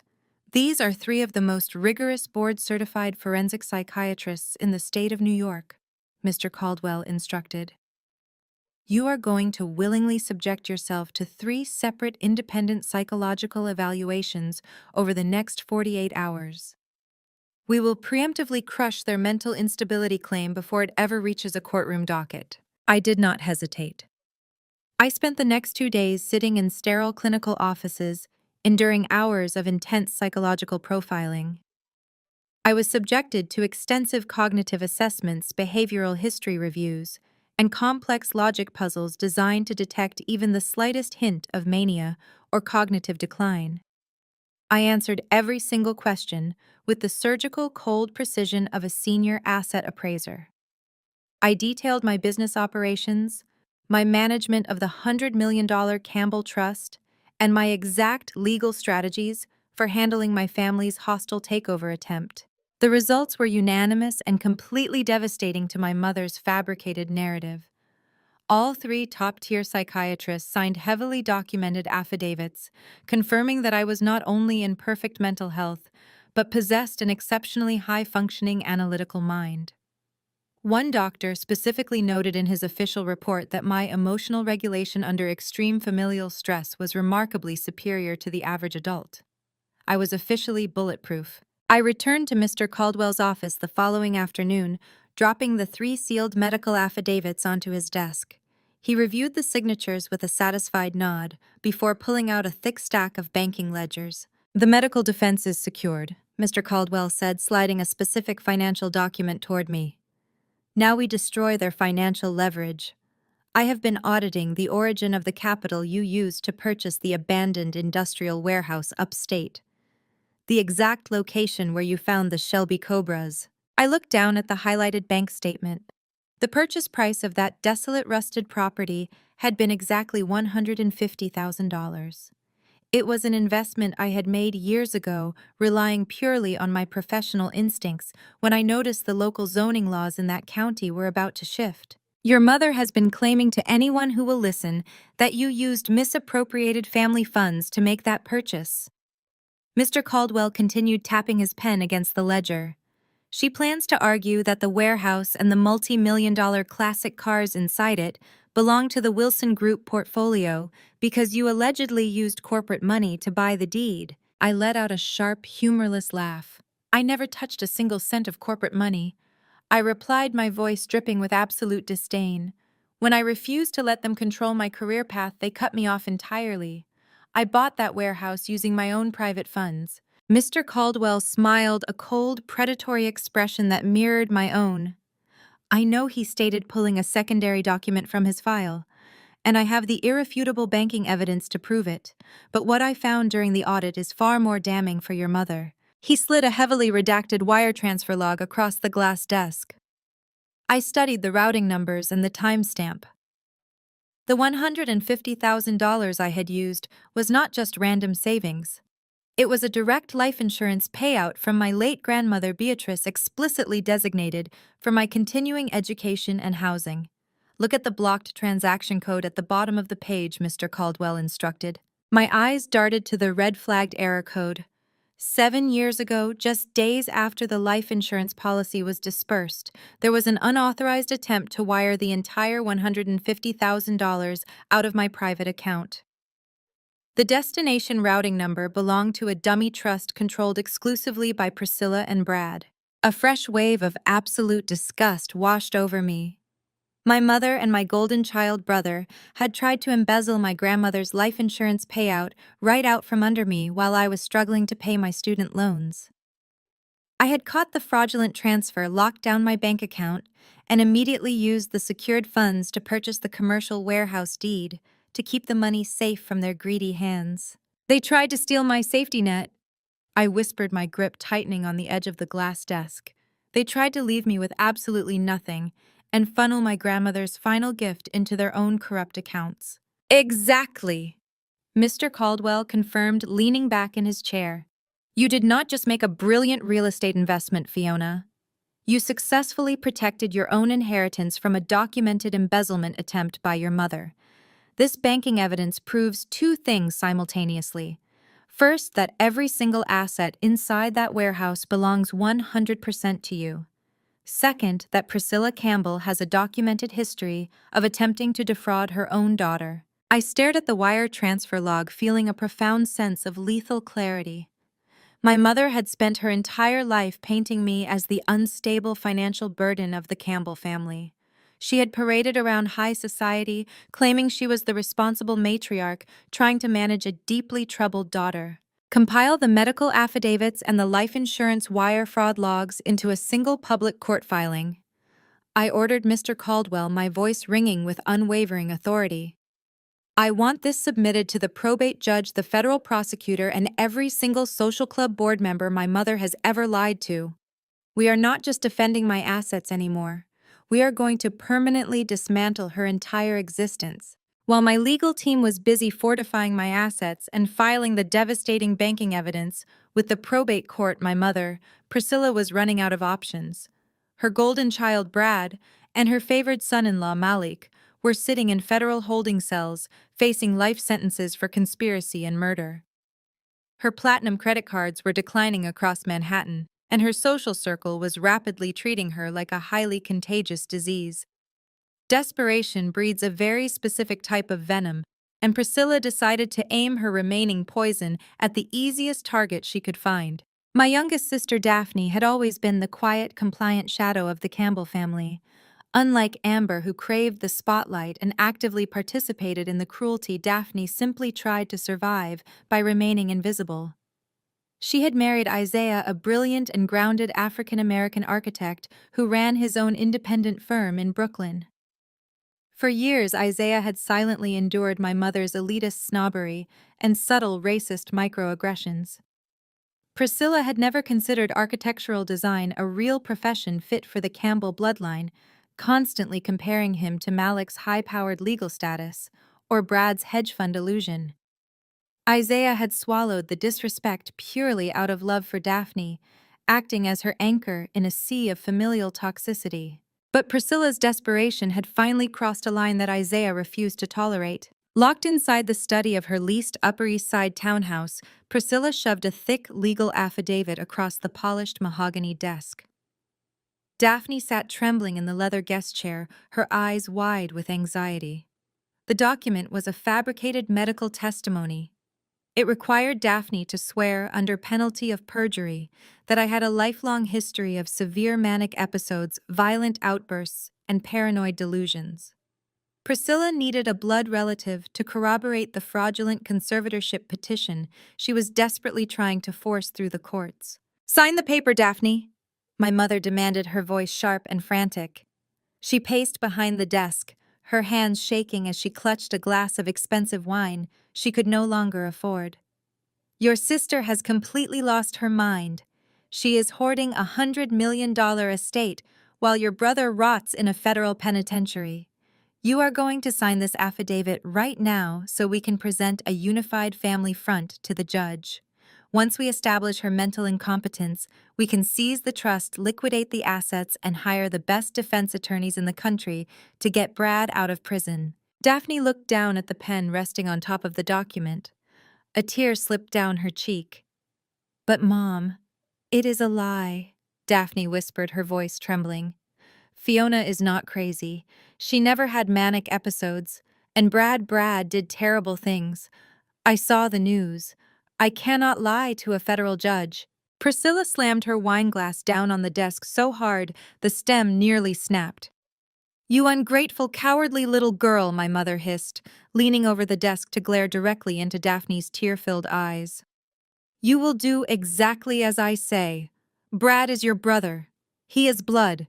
Fiona is a treacherous monster who orchestrated this entire nightmare to steal what belongs to us. You pick up that pen and you sign your name, or I swear to God I will cut you out of this family forever." The heavy wooden door of the study swung open before Daphne could reach for the pen. Isaiah stepped into the room, his broad shoulders instantly altering the power dynamic of the space.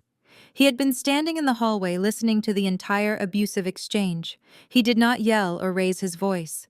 He simply reached into the pocket of his tailored suit jacket, pressed the record button on his phone, and let it capture every single word of the confrontation. "Daphne is not signing anything," Isaiah stated, his voice a deep, resonant baritone that commanded absolute respect.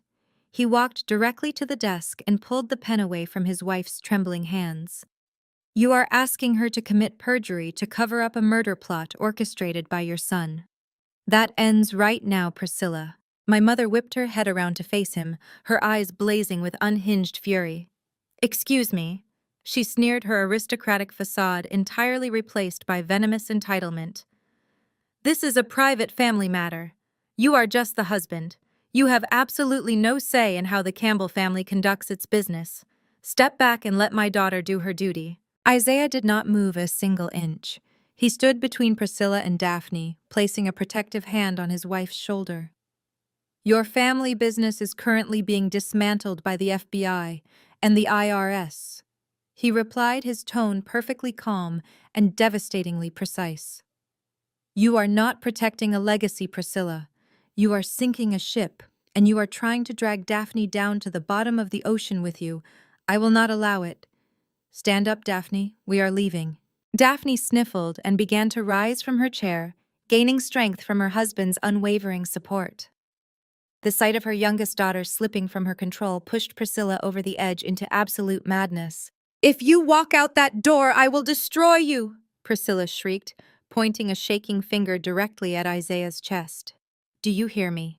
I still have friends on the city planning commission.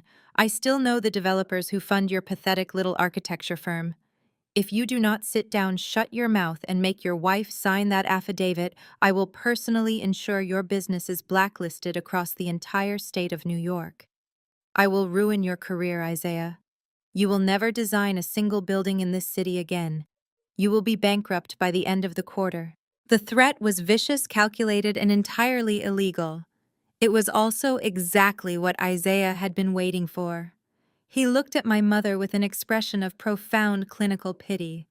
He reached into his jacket pocket and pulled out his phone, tapping the screen to stop the audio recording. The digital chime echoed loudly in the tense silence of the study.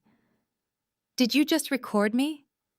Priscilla gasped, the color rapidly draining from her face as she realized what had just happened. I just recorded you attempting to coerce a witness to commit perjury while simultaneously threatening to destroy my business through malicious interference, Isaiah confirmed, slipping the phone safely back into his pocket. You have spent years looking down on me, Priscilla. You made racist remarks about my background, you belittled my profession, and you treated me like a second-class citizen in your home. I stayed quiet because I loved your daughter, and I wanted to keep the peace. But you just crossed a line into federal extortion. Isaiah took Daphne's hand, lacing his fingers through hers. You do not have any power left, Priscilla. Your money is frozen, your golden child is a murderer, and your friends are not going to return your calls when they hear this audio file. We are done here. He turned his back on my mother and guided Daphne out of the study. Priscilla collapsed into the leather desk chair, her hands covering her face, as the reality of her total isolation crashed down upon her. She had tried to use her youngest daughter as a pawn, and instead, she had handed the prosecution another piece of irrefutable evidence. 10 minutes later, my cell phone buzzed in my office. It was an encrypted audio file sent directly from Isaiah, along with a brief text message. He wrote the message simply: Daphne is safe. We are officially out. Use this to bury her. I pressed play on the audio file, listening to my mother's unhinged threats of extortion and perjury. A cold, satisfied smile spread across my face. Priscilla had just hammered the final nail into her own coffin. The digital chime of the audio file, finishing its playback, echoed in the absolute silence of my home office. I stared at my phone, processing the sheer magnitude of the gift Isaiah had just handed me.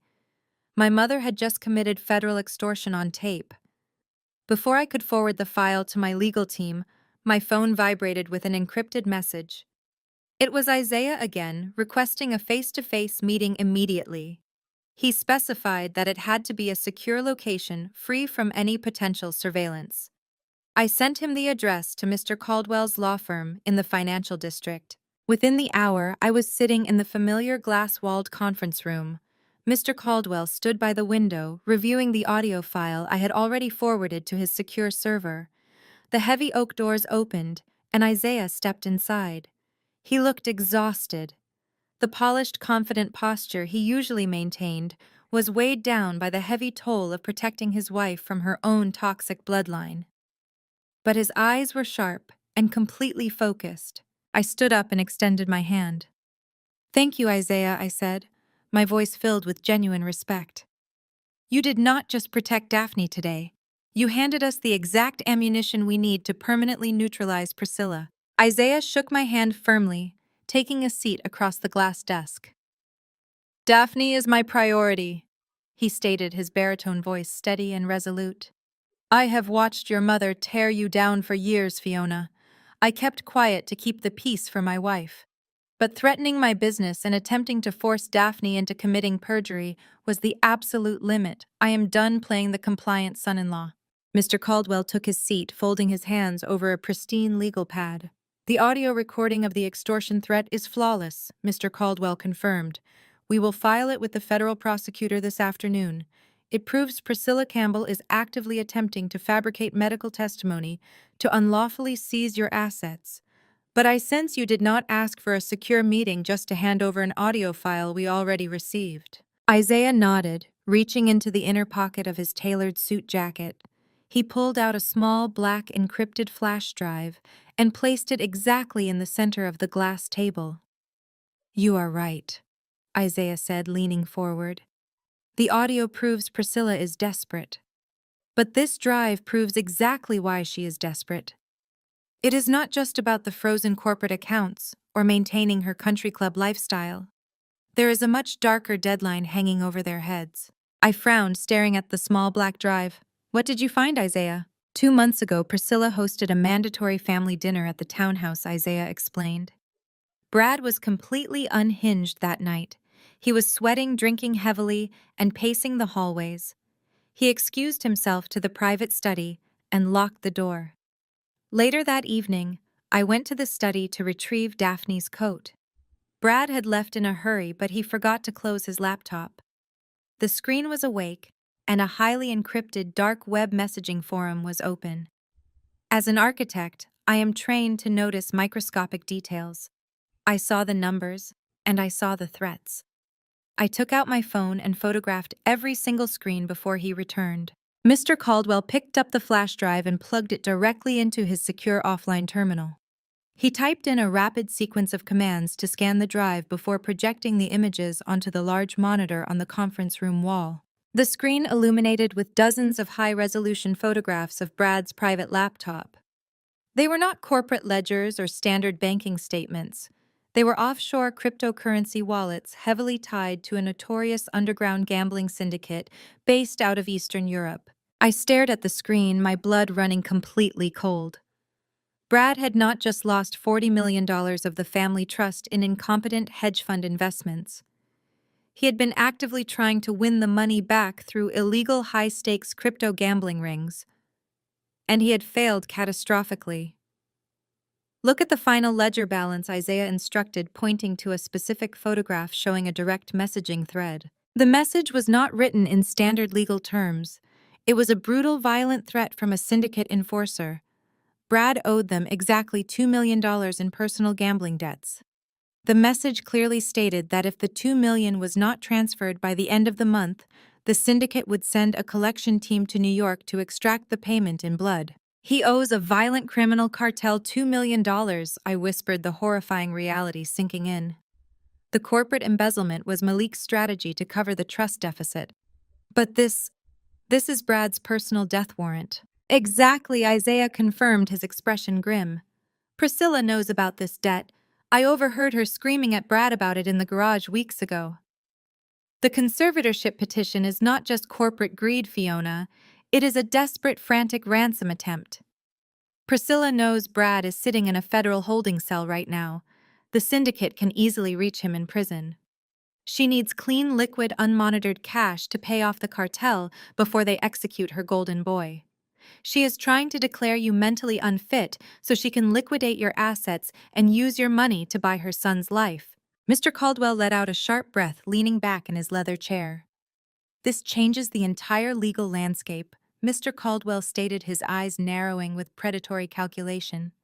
"Priscilla is not acting out of financial preservation. She is acting out of lethal desperation. A desperate, cornered animal will break every law in the book to survive.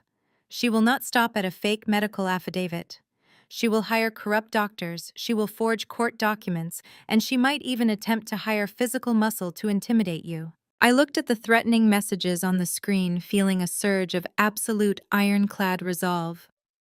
My mother was willing to lock me in a psychiatric ward, and strip away my basic human rights just to pay off her golden child's gambling debts to a violent cartel. She viewed my life as nothing more than a bargaining chip to save a murderer. Print every single one of those syndicate messages I ordered Mr. Caldwell, my voice devoid of any hesitation. Attach them to the audio file Isaiah provided. I want a comprehensive dossier delivered to the federal prosecutor and the judge handling the probate case. We are going to expose the exact reason she is filing this fraudulent conservatorship. I turned to Isaiah, meeting his steady gaze. You need to take Daphne and leave the city immediately, I advised him. Once Priscilla realizes you handed this over to the federal government, she will direct all her venom at your firm. Go to your property in upstate New York and stay off the grid until the federal marshals secure her arrest. Isaiah nodded, standing up from the glass table. We are leaving tonight, he confirmed, buttoning his suit jacket. Daphne is finally ready to cut the cord completely. Be careful, Fiona. Priscilla has absolutely nothing left to lose. I watched him walk out of the conference room, grateful for the secret alliance that had just shifted the balance of power entirely in my favor. I turned back to the glowing monitor, looking at the violent threats directed at my brother. My family had dug their own graves, and I was fully prepared to push them in. 3 days after discovering the syndicate threats, my family had dug their own graves, and I was fully prepared to push them in. The heavy mahogany doors of the Manhattan probate court swung shut with a definitive thud, sealing us inside the sterile, windowless room. I sat beside Mr. Caldwell at the respondent table, wearing a perfectly tailored navy blue suit. My posture was absolute iron. I did not fidget. I did not adjust my cuffs. I stared straight ahead with the clinical detachment of an executioner waiting for the drop. Across the center aisle, my mother Priscilla sat with her new legal counsel. Since her previous high-priced attorney was currently sitting in a federal holding cell facing extortion charges, she had been forced to scrape the bottom of the legal barrel. Her new lawyer, a sweating, anxious man named Mr. Higgins, nervously arranged his files. Priscilla had entirely abandoned her usual flashy designer wardrobe. She wore a conservative, pale beige dress with minimal makeup, attempting to project the image of a humble, exhausted mother rather than a status-obsessed socialite. Judge Harrison, a stern, no-nonsense magistrate with decades of experience presiding over bitter family wealth disputes, slammed his gavel to open the hearing. The petition for involuntary conservatorship was officially underway. Higgins stood up, buttoning his cheap suit jacket, and approached the podium. He launched into a meticulously rehearsed opening statement designed to paint me as a deeply disturbed individual suffering from a severe psychotic break. Higgins claimed that the sudden tragic death of my grandparents had triggered a latent manic episode. He spun a wild narrative about me locking my loving family out of the estate, engaging in paranoid delusions about federal snipers, and completely detaching from reality. But the absolute centerpiece of his argument, the so-called undeniable proof of my severe financial incompetence, was my real estate portfolio. Your Honor, Higgins stated, his voice dripping with manufactured concern. We have obtained financial records showing that Ms. Campbell recently liquidated $150,000 of personal savings to purchase a desolate, environmentally hazardous warehouse in upstate New York. It is essentially a toxic dump with a collapsed roof and zero commercial value. A sane, rational individual, functioning with a healthy cognitive baseline, does not throw away their life savings on a rotting industrial shell. She is burning through capital at an alarming rate, and if this court does not intervene and grant her mother immediate financial power of attorney, Ms. Campbell will bankrupt herself before the end of the year. I did not react. I did not roll my eyes or scoff at his ridiculous claims. Inside, I was smiling a cold, lethal smile. Higgins and my mother had absolutely no idea that the toxic dump they were using as their primary evidence of my insanity was currently holding $9 million worth of pristine original Shelby Cobras. They were handing me the exact ammunition I needed to publicly humiliate them on the court record. Higgins called Priscilla to the witness stand. My mother walked slowly, placing her hand on the wooden railing, as if she could barely support her own weight. She took the oath, and sat down, pulling a plain white tissue from her pocket. The performance that followed was nothing short of an Oscar-worthy theatrical masterpiece. Priscilla looked directly at the judge, her eyes brimming with fresh, convincing tears. She spoke with a trembling, fragile voice, weaving a tragic tale of a desperate mother trying to save her severely unhinged child. She lied under oath with the ease of someone who had spent her entire life manipulating reality to fit her selfish needs. "I love my daughter, Your Honor," Priscilla wept, dabbing the corners of her eyes delicately to avoid ruining her mascara. "I have tried everything to help her, but ever since my father passed away, Fiona has become a completely different person. She is erratic. She is hostile. She surrounds herself with armed guards and refuses to let her own flesh and blood comfort her. I watched her stand on the porch of our family home and scream at empty trees. She is suffering so deeply and she refuses to seek psychiatric care." Priscilla let out a heartbreaking sob, gripping the edges of the witness stand. "I do not care about the money. I do not care about the estate. I just want my little girl safe and sound. I need the legal authority to check her into a proper residential treatment facility where she can get the intensive medical help she desperately requires before she hurts herself." The courtroom was dead silent, allowing the echo of my mother's fake sobbing to fill the air. It was a brilliant performance. A lesser judge might have been swayed by the sheer emotional gravity she projected, but I did not break my ironclad composure. I sat perfectly still, my hands resting lightly on the polished wooden table. Next to me, Mr. Caldwell leaned back in his leather chair, crossing his legs, and looking at Priscilla with an expression of mild amusement. "We let her cry.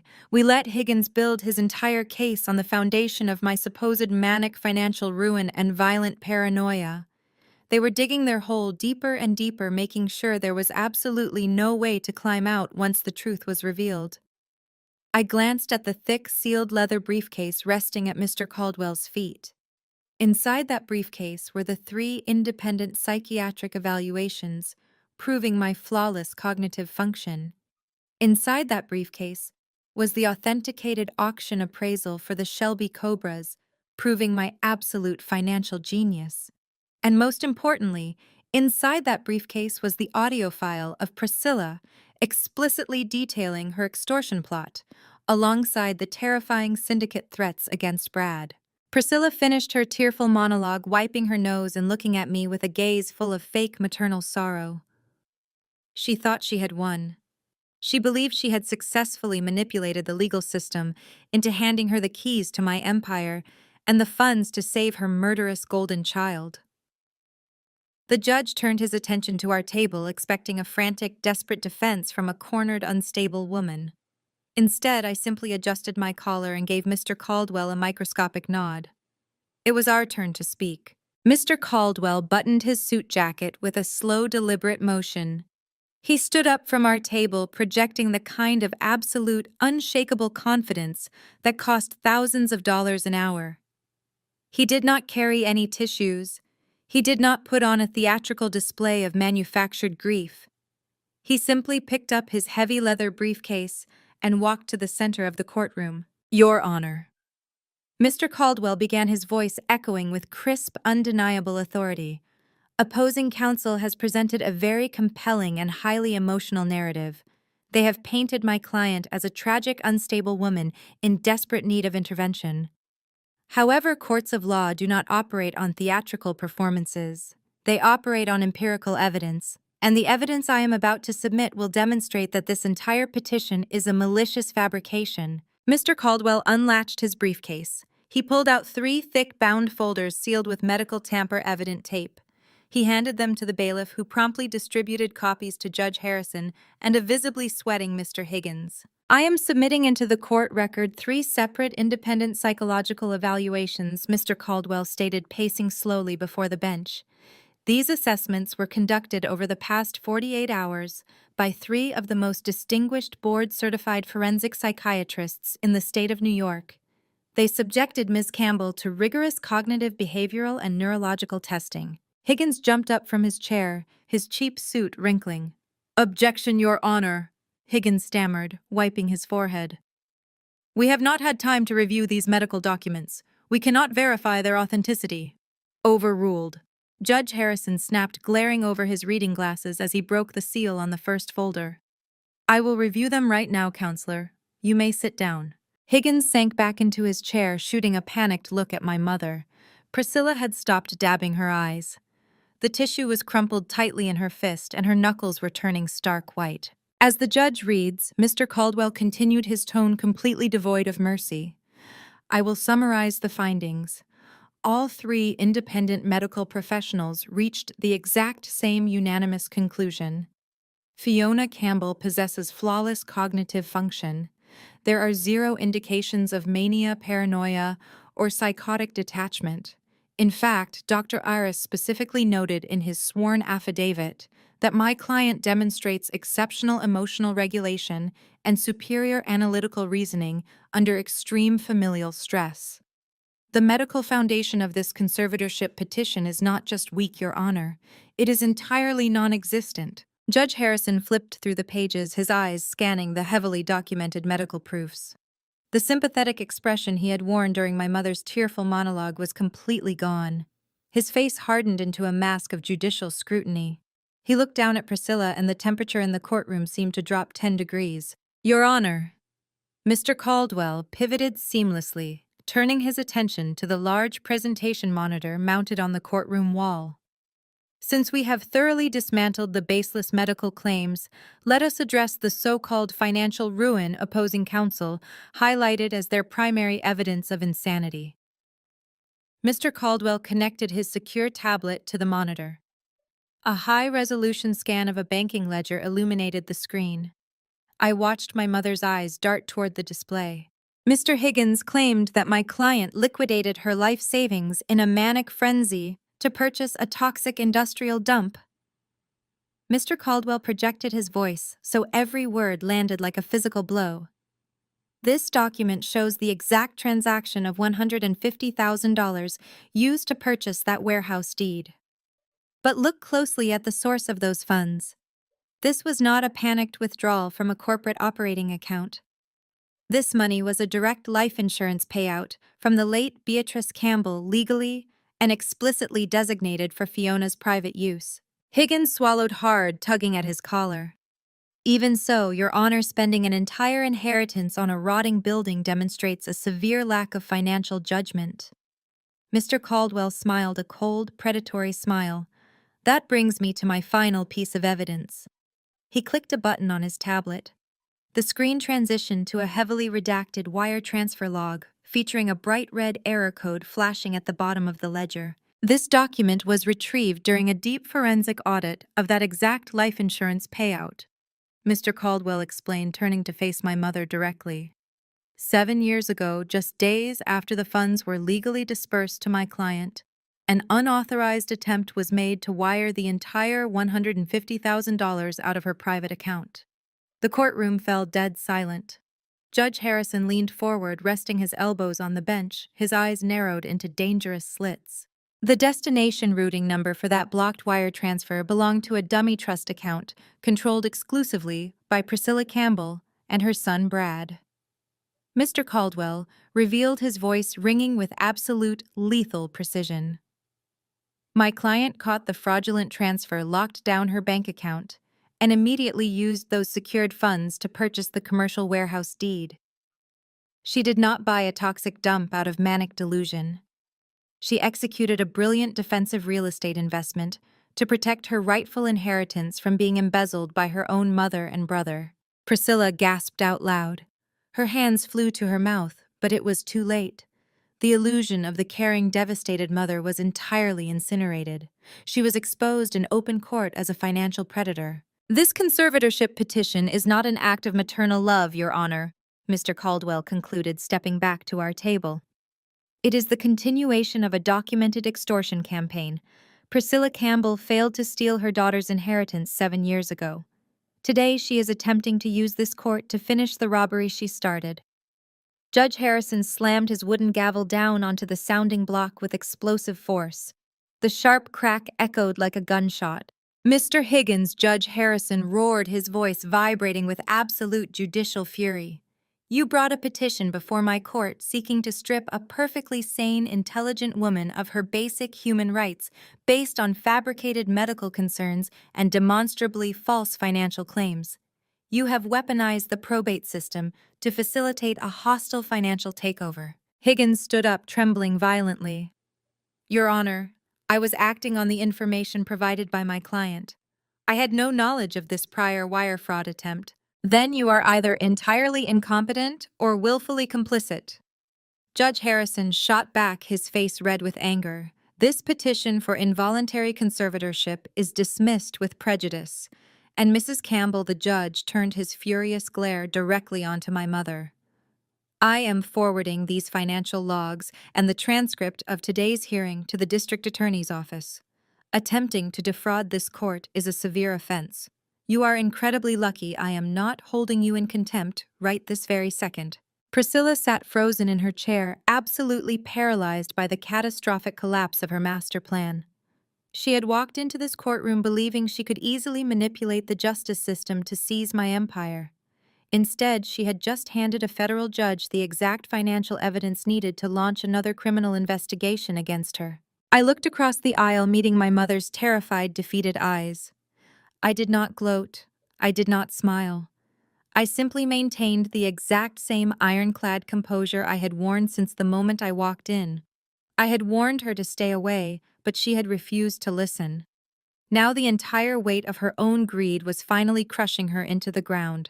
Before Judge Harrison could strike his gavel to officially close the proceedings, Mr. Caldwell raised his hand. Your Honor, while the dismissal of this petition is fully justified by the medical and financial evidence, there is one final matter that requires this court's immediate attention. This goes beyond a simple fraudulent filing. This is an active criminal conspiracy, and I have a witness who can testify to the exact motive behind this entire malicious operation. Judge Harrison lowered his gavel, his interest clearly piqued by the gravity of Mr. Caldwell's tone. I will allow it, Counselor, the judge stated. Call your witness. I call Isaiah to the stand. Mr. Caldwell announced, his voice echoing across the quiet room. Across the aisle, Priscilla's head snapped around so fast I thought her neck might break. Her terrified, defeated eyes widened in absolute shock. She had genuinely believed her vicious threats had worked. She thought she had successfully terrorized my younger sister Daphne and her husband into fleeing the city. She had no idea that Isaiah was the one who had armed me with the ultimate weapon. The heavy courtroom doors opened, and Isaiah walked down the center aisle. He wore a perfectly tailored dark charcoal suit, projecting the quiet, powerful dignity of a highly successful architect. He did not look at my mother. He walked straight to the witness box, raised his right hand, and swore the oath to tell the truth. Mr. Caldwell approached the podium. Isaiah, can you please state your relationship to the petitioner Priscilla Campbell? I am her son-in-law.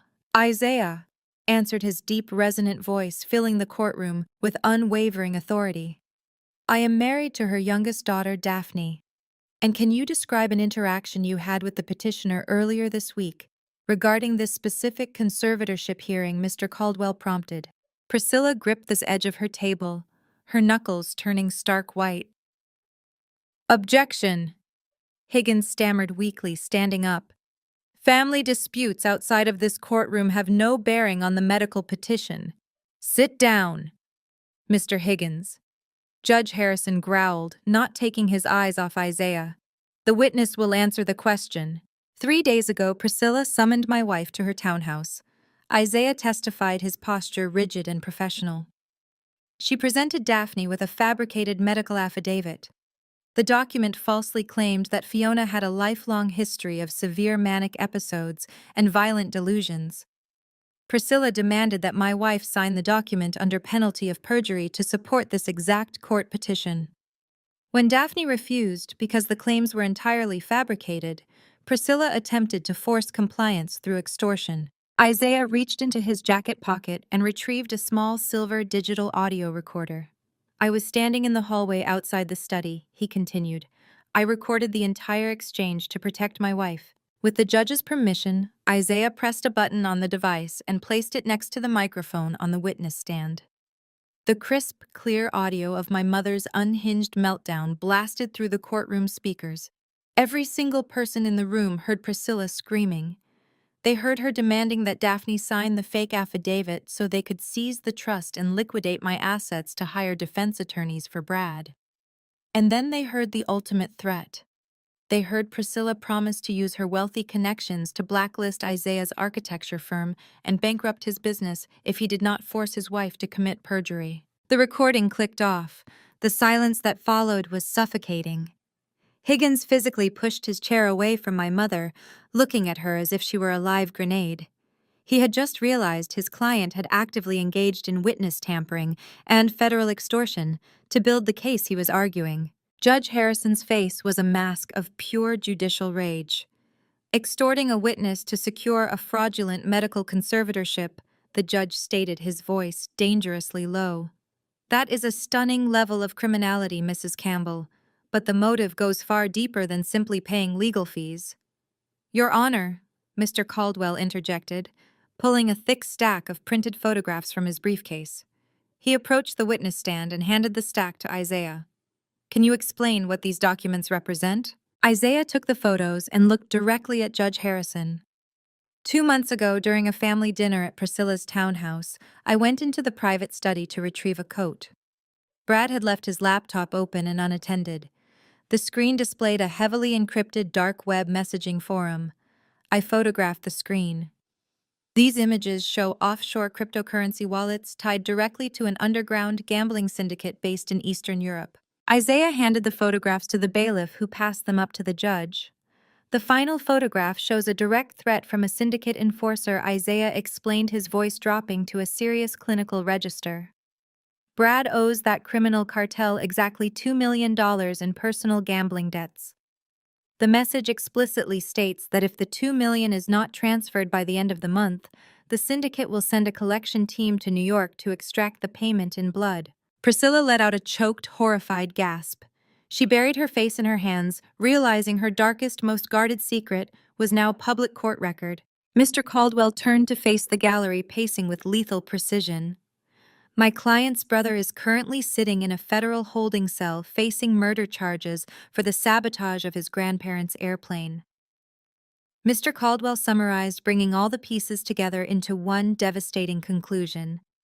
But a federal prison cell will not stop a violent international cartel from collecting a blood debt. Priscilla knows this. She knows her golden child is marked for death. Mr. Caldwell pointed a sharp finger directly at my mother. This conservatorship petition was never about protecting a mentally unstable daughter. It was a frantic, desperate ransom attempt. Priscilla Campbell intended to strip my client of her basic human rights, lock her in a psychiatric ward, and illegally liquidate her multi-million-dollar estate just to generate the clean, untraceable cash needed to pay off her son's illegal gambling debts. She was willing to destroy Fiona's entire life to buy Brad's survival from a violent syndicate. The entire courtroom seemed to hold its collective breath. The stenographer's fingers hovered frozen over her keyboard. The bailiff instinctively moved a step closer to the respondent table, his hand resting near his utility belt. The atmosphere was incredibly tense, heavy with the realization that we were no longer dealing with a simple, greedy family dispute. We had just exposed a massive, violent criminal conspiracy playing out on the floor of a Manhattan probate court. Mr. Higgins scrambled to his feet, his hands shaking so violently he dropped his pen. Your Honor, Higgins stammered, his voice pitching upward in pure panic. I had absolutely no prior knowledge of these gambling debts or the extortion recording. I am formally requesting immediate permission to withdraw as counsel for Mrs. Campbell. I cannot in good conscience represent a client actively engaged in witness tampering and federal conspiracy. Permission granted, Counselor, Judge Harrison growled, waving his hand dismissively. Step away from the table. Higgins did not need to be told twice. He grabbed his briefcase, leaving all his other paperwork behind, and practically sprinted out of the courtroom. Priscilla was left sitting entirely alone at the large wooden table. There was no golden child to protect her. There was no slick lawyer to spin her lies. She was completely isolated, surrounded by the towering walls of justice she had arrogantly tried to manipulate. I looked at Isaiah sitting tall and unbothered in the witness box. He gave me a single slow nod of solidarity. He had faced years of my mother's bigoted, elitist insults, swallowing his pride to protect his wife. Today, he had finally delivered the fatal blow that shattered Priscilla's aristocratic illusion forever. He had defended his family by helping me destroy mine. Mrs. Campbell, Judge Harrison's voice boomed, cutting through the silence. You came into my courtroom and swore an oath to tell the truth. You then presented a fabricated narrative designed to steal $100 million estate to fund a criminal enterprise. You extorted your own daughter. You threatened to destroy a man's legitimate business. Priscilla slowly lowered her hands from her face. Her perfect makeup was ruined, running down her cheeks in dark, ugly streaks. She looked completely hollowed out, a pathetic empty shell of the woman who had demanded my absolute obedience just days ago. I am issuing a direct order to the court, Bailiff Judge Harrison commanded, pointing his gavel at my mother. Take Priscilla Campbell into immediate custody for perjury and contempt of court, and contact the United States Attorney's Office. Tell them I have extensive evidence of federal extortion and wire fraud ready for their collection. The bailiff stepped forward, grabbing Priscilla by her arms and hauling her roughly to her feet. She did not fight back. She did not scream or demand to be treated like a wealthy socialite. The fight had been completely drained out of her. As the bailiff snapped the heavy metal handcuffs around her wrists, securing her hands behind her back, Priscilla looked across the aisle at me one last time. I did not offer her a single ounce of sympathy. I sat perfectly still, watching the cold, hard steel of the law lock her away. The entire weight of her own greed had finally crushed her into the ground, and I was the one who had handed the judge the hammer. Judge Harrison was not finished. Even as the bailiff held my mother by the arms, the magistrate raised his hand, signaling for them to remain in the courtroom. He looked down from his elevated bench, his expression carved from solid granite. The absolute disgust radiating from the judge was palpable, filling the vast room with a suffocating pressure.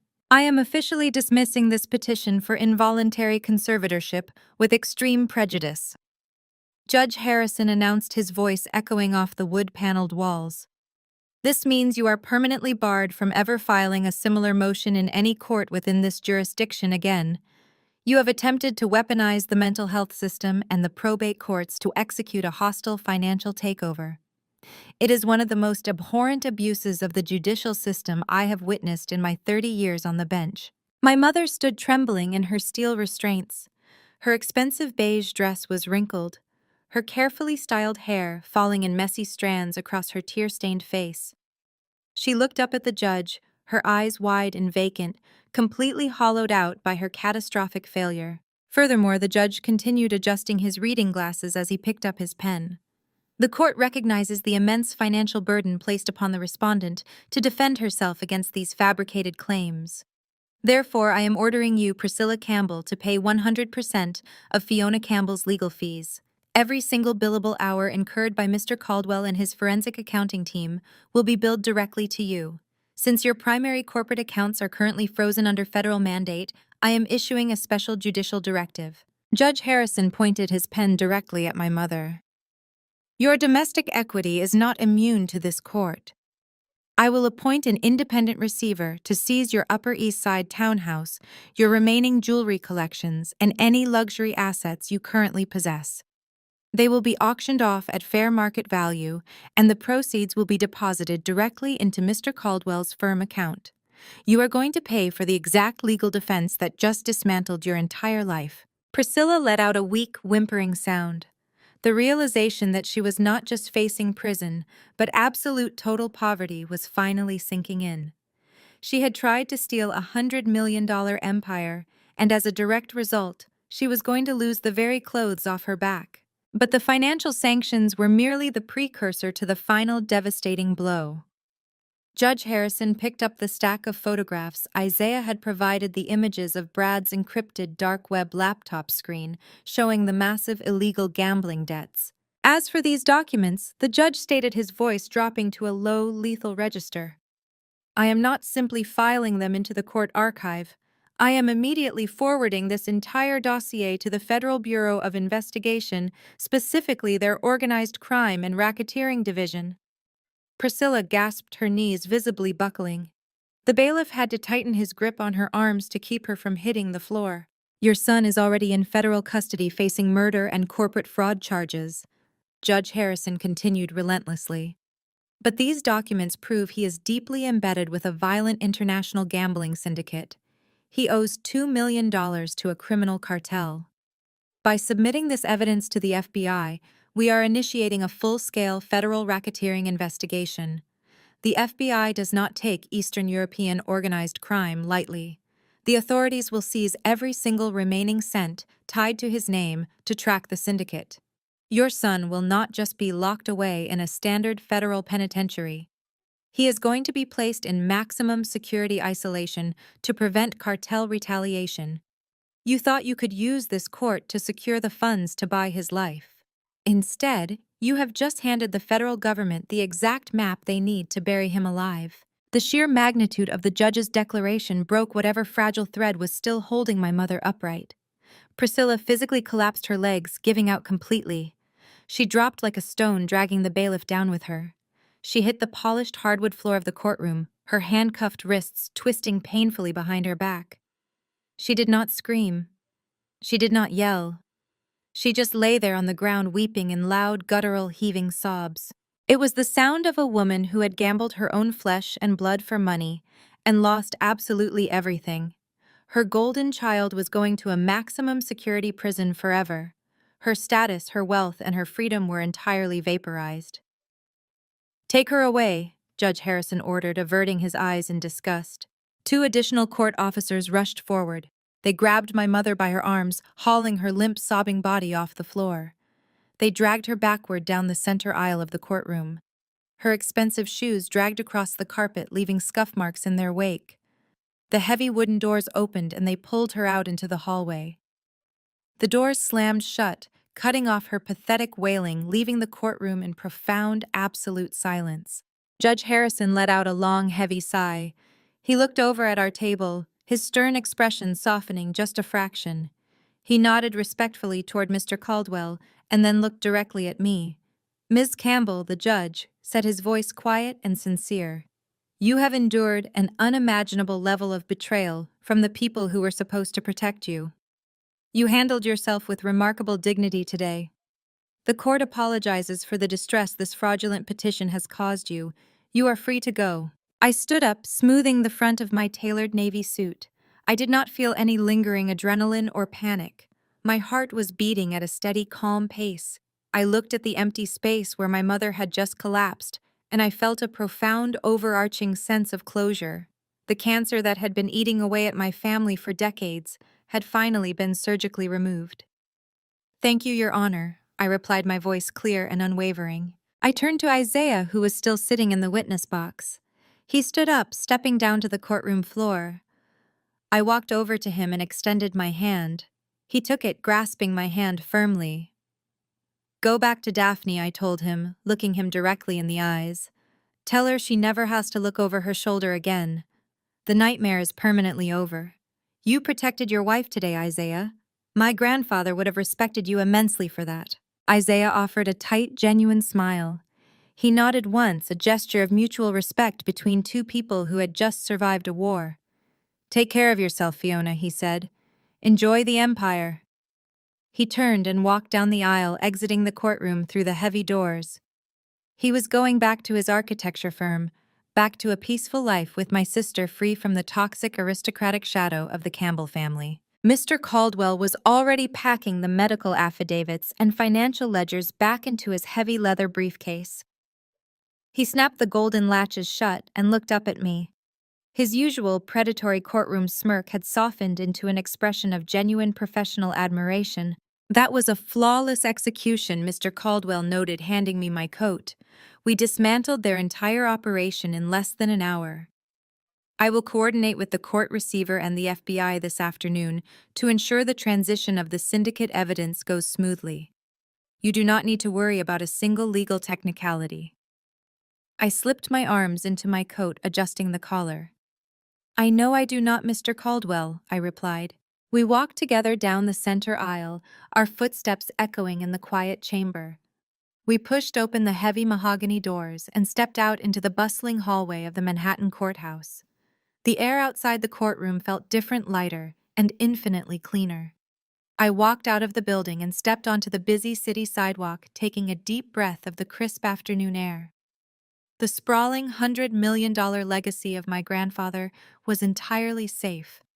The predators were locked away in cages, and I was completely free. I stepped out into the expansive marble corridor of the Manhattan courthouse, adjusting the cuffs of my navy suit. The air outside the courtroom felt significantly lighter, but the absolute chaos my family had manufactured was not entirely contained behind those heavy mahogany doors. Down the hall near the bank of polished brass elevators, a deeply pathetic scene was rapidly unfolding. My father, Thomas Campbell, had finally made an appearance. He had been completely absent during the morning hearing, likely too cowardly to face the public humiliation of his wife's arrest. Now, he was standing near the security checkpoint, looking completely disheveled. The sharp, aristocratic patriarch who used to dictate my life choices was gone. His expensive suit was heavily wrinkled, his tie hung loose, and his face was gray with sheer terror. Standing right beside him was my sister Amber, shivering in her ruined designer clothes. Thomas was clutching a large clear plastic property bag stamped with the insignia of the Federal Bureau of Prisons. It contained the personal effects confiscated from Brad during his arrest. Inside that thick plastic bag, Brad's secondary burner phone was vibrating violently against a set of car keys. The harsh mechanical buzzing echoed down the stone hallway.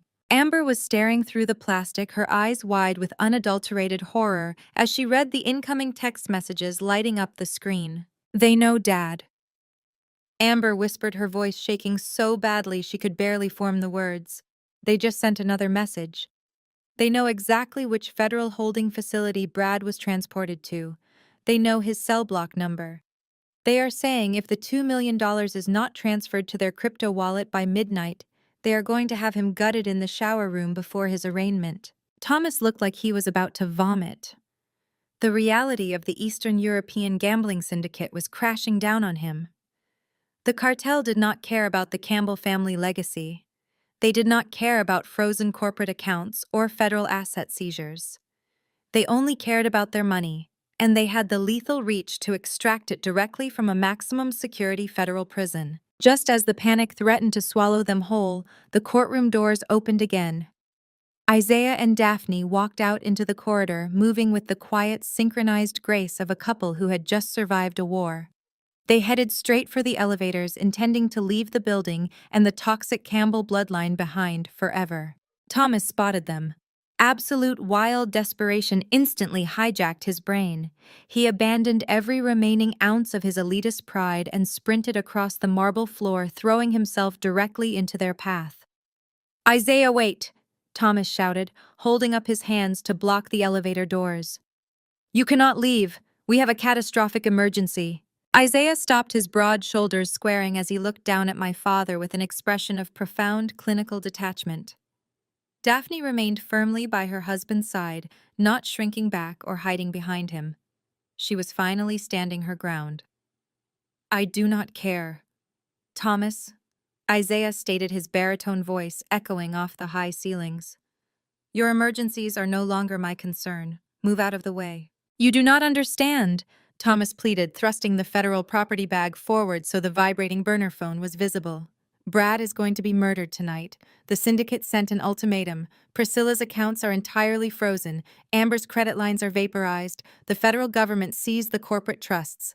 We have absolutely zero liquid capital." Thomas grabbed the sleeve of Isaiah's suit jacket, his eyes wild and bloodshot. "You own that architectural firm in Brooklyn. You own that historic brownstone property outright. You have clean, unmonitored assets. I need you to call your commercial lender right now.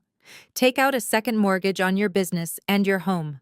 Wire the $2 million to this encrypted wallet. I swear on my life I will pay you back once the federal audits are cleared. You have to do this to save your brother-in-law." I stood a few yards away watching the entire exchange alongside Mr. Caldwell. The sheer, unmitigated audacity of my father's demand was staggering. He was asking a man he had subjected to years of racist microaggressions and classist insults to bankrupt his own life's work to save a murderer. Isaiah looked at the hand clutching his sleeve. He did not yell. He did not lose his temper. He simply reached out and forcefully removed my father's grip, brushing his shoulder off as if he had just been touched by something diseased. For 10 years, you refused to step foot inside my home. Because it was located in a Brooklyn neighborhood you deemed socially unacceptable, Isaiah said, his voice dropping to a low, lethal register. You called my architectural firm a cute little hobby. You sat at your country club dinners and made thinly veiled racist jokes about my background.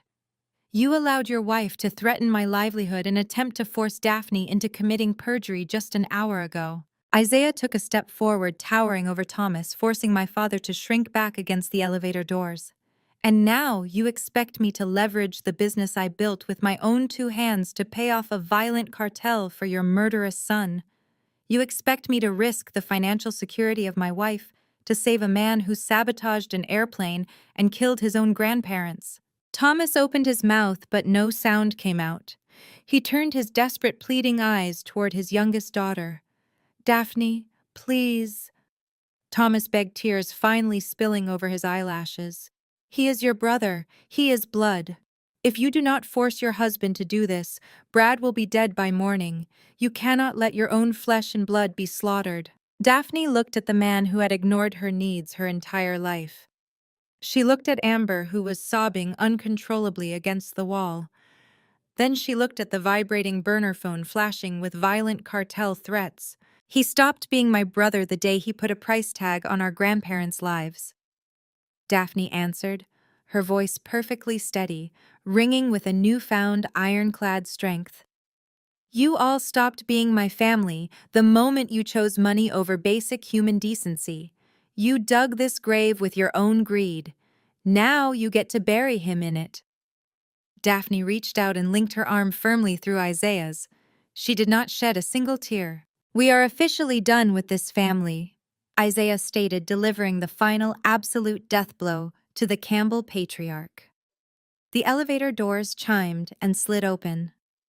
Isaiah and Daphne stepped inside, turning around to face the corridor. They did not offer any final words of sympathy or regret. They stood shoulder to shoulder, a united, impenetrable front, as the steel doors smoothly slid shut, locking my father and sister out of their lives forever. Thomas collapsed against the marble wall, sliding down until he hit the floor. He buried his face in his hands, letting out a loud, pathetic wail of complete despair. Amber slid down next to him, clutching her ruined designer bag, sobbing hysterically as the burner phone in the plastic bag continued to vibrate relentlessly, vibrating closer and closer to Brad's impending execution. I walked past them, my heels clicking sharply against the polished stone floor. I did not stop. I did not offer them a single glance of pity. They were drowning in the exact toxic floodwaters they had spent decades pumping into our home. I pushed open the heavy glass exit doors of the courthouse, stepping out into the bright afternoon sun, leaving the sobbing, broken remains of my abusers in the dark corridor where they belonged. Exactly 1 year had passed since the heavy mahogany doors of the Manhattan courthouse closed on the darkest chapter of my life. I stood inside the grand atrium of the Campbell Automotive Heritage Museum, located in upstate New York. The abandoned industrial warehouse I had purchased with my grandmother's life insurance payout was entirely unrecognizable.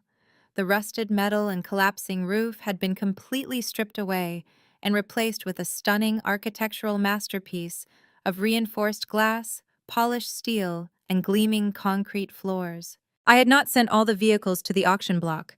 I kept one of the original pristine 1966 Shelby Cobra 427s. As the magnificent centerpiece of my new luxury automotive appraisal and restoration firm. It sat on an elevated, illuminated display platform, rotating slowly under the bright gallery lights. The facility was now a premier destination for elite car collectors across the globe, representing the absolute pinnacle of luxury asset management. Resting on the sleek, black marble reception desk was the latest issue of Forbes magazine. My face graced the glossy cover. I was wearing a sharp emerald green tailored suit projecting total unshakable authority. The bold white text across the bottom of the cover read, "The luxury appraiser who outsmarted a syndicate and built $100 million empire." The press had eventually uncovered the dramatic federal takedown of the Campbell family, but my proactive legal strategy had painted me not as a victim, but as a brilliant tactical survivor who protected her grandfather's legacy from corporate predators. I was reviewing a digital appraisal file for a European client when my head of security approached the desk. David was a former Secret Service agent who ran my facility with absolute military precision. "We have a situation at the main perimeter gate," David stated, his voice strictly professional, handing me his tablet. "Two individuals are requesting entry. They do not have an appointment, but they claim to be your parents." I looked down at the high-definition security feed. The sight of the two people standing on the other side of my reinforced iron gates was genuinely shocking. If I had walked past them on a Manhattan sidewalk, I would never have recognized the former aristocratic rulers of the Campbell bloodline. Priscilla and Thomas looked like hollowed-out ghosts. Priscilla was wearing a faded, ill-fitting beige coat that looked like it came from a discount thrift store bin. Her perfectly dyed blonde hair had grown out into stringy, unkempt gray strands, blowing wildly in the autumn wind. Thomas stood beside her with a pronounced, defeated hunch in his back. He was wearing scuffed, dirty shoes and a cheap, wrinkled suit jacket that hung off his gaunt, malnourished frame. They looked like they had aged 20 years in the span of 12 short months. The consequences of their unmitigated greed had been absolute and apocalyptic. After Judge Harrison ordered the seizure of their assets, the court-appointed receiver had flawlessly executed the massive liquidation. The Upper East Side townhouse, the designer jewelry collections, and the luxury vehicles were all rapidly auctioned off to pay the immense legal fees I had accrued during the conservatorship battle. Furthermore, the federal government had permanently frozen their remaining hidden accounts due to their complicity in Brad's criminal enterprise. Brad was currently serving a life sentence without the possibility of parole in a federal supermax facility. The FBI raid had intercepted the Eastern European gambling syndicate before they could execute him in holding, but the federal prosecutors showed absolutely no mercy regarding the murder of our grandparents. Malik had taken a desperate plea deal to testify against Brad, resulting in both men trading their custom-tailored suits for neon orange prison jumpsuits forever. "Let them through the gate," I instructed David, adjusting the cuffs of my emerald suit. "But keep a full security detail flanking them. They do not step a single foot inside the actual building." I walked out through the automatic glass doors and stood on the pristine paved driveway of the museum. The cool autumn wind swept across the expansive property. Priscilla and Thomas shuffled up the driveway, their shoulders slumped. Their eyes darted around, taking in the sheer magnitude of the multi-million-dollar facility I had built from the ground up without a single cent of their corrupted money. "Fiona." My mother rasped, her voice weak and trembling. She did not attempt to put on a theatrical performance. She did not have the energy left to fake a single tear. She just looked entirely broken. "We saw the magazine article at the grocery store. We walked 3 miles from the bus stop. We do not have a car anymore." I did not offer them a smile. I did not offer them a glass of water. "What do you want?" "Priscilla," I asked, keeping my voice perfectly flat and clinical. "You signed a legally binding agreement stating you would never contact me again. You are violating a federal court order just by standing on this asphalt." Thomas stepped forward, his hands shaking violently. "We have absolutely nothing left, Fiona," my father pleaded, his voice cracking with genuine raw desperation. "Amber abandoned us the moment the credit card stopped working. She ran off with some nightclub promoter in Miami and changed her phone number. We are living in a tiny subsidized studio apartment in Queens. We can barely afford basic groceries. The legal fees from trying to defend Brad in federal court completely wiped out whatever cash we had begged and borrowed." My father wiped his mouth, his eyes pleading with me. "We are starving, Fiona. Please, you have so much. You won the war. Can you not show a little mercy to the people who gave you life?" I looked at the man who had once threatened to throw me onto the street. I looked at the woman who had attempted to lock me in a psychiatric ward, to steal my inheritance, to pay off a violent cartel. There was no anger left inside my chest. Anger requires an emotional investment, and I was entirely bankrupt of any feelings regarding these two strangers. Priscilla dropped to her knees on the cold asphalt. The abrasive surface scraped against her bare shins, but she did not seem to care. The aristocratic pride that had defined her entire existence was completely gone, replaced by the primal panic of a starving animal. She reached out with trembling, dirt-stained hands, grabbing the hem of my emerald suit pants. "Fiona, we have absolutely nothing left," Priscilla sobbed, her voice breaking into a harsh, ragged wail that echoed across the pristine driveway. "We are living in a tiny, infested apartment. We are eating expired canned food. You have millions of dollars. You have an empire. Please have mercy on your own blood.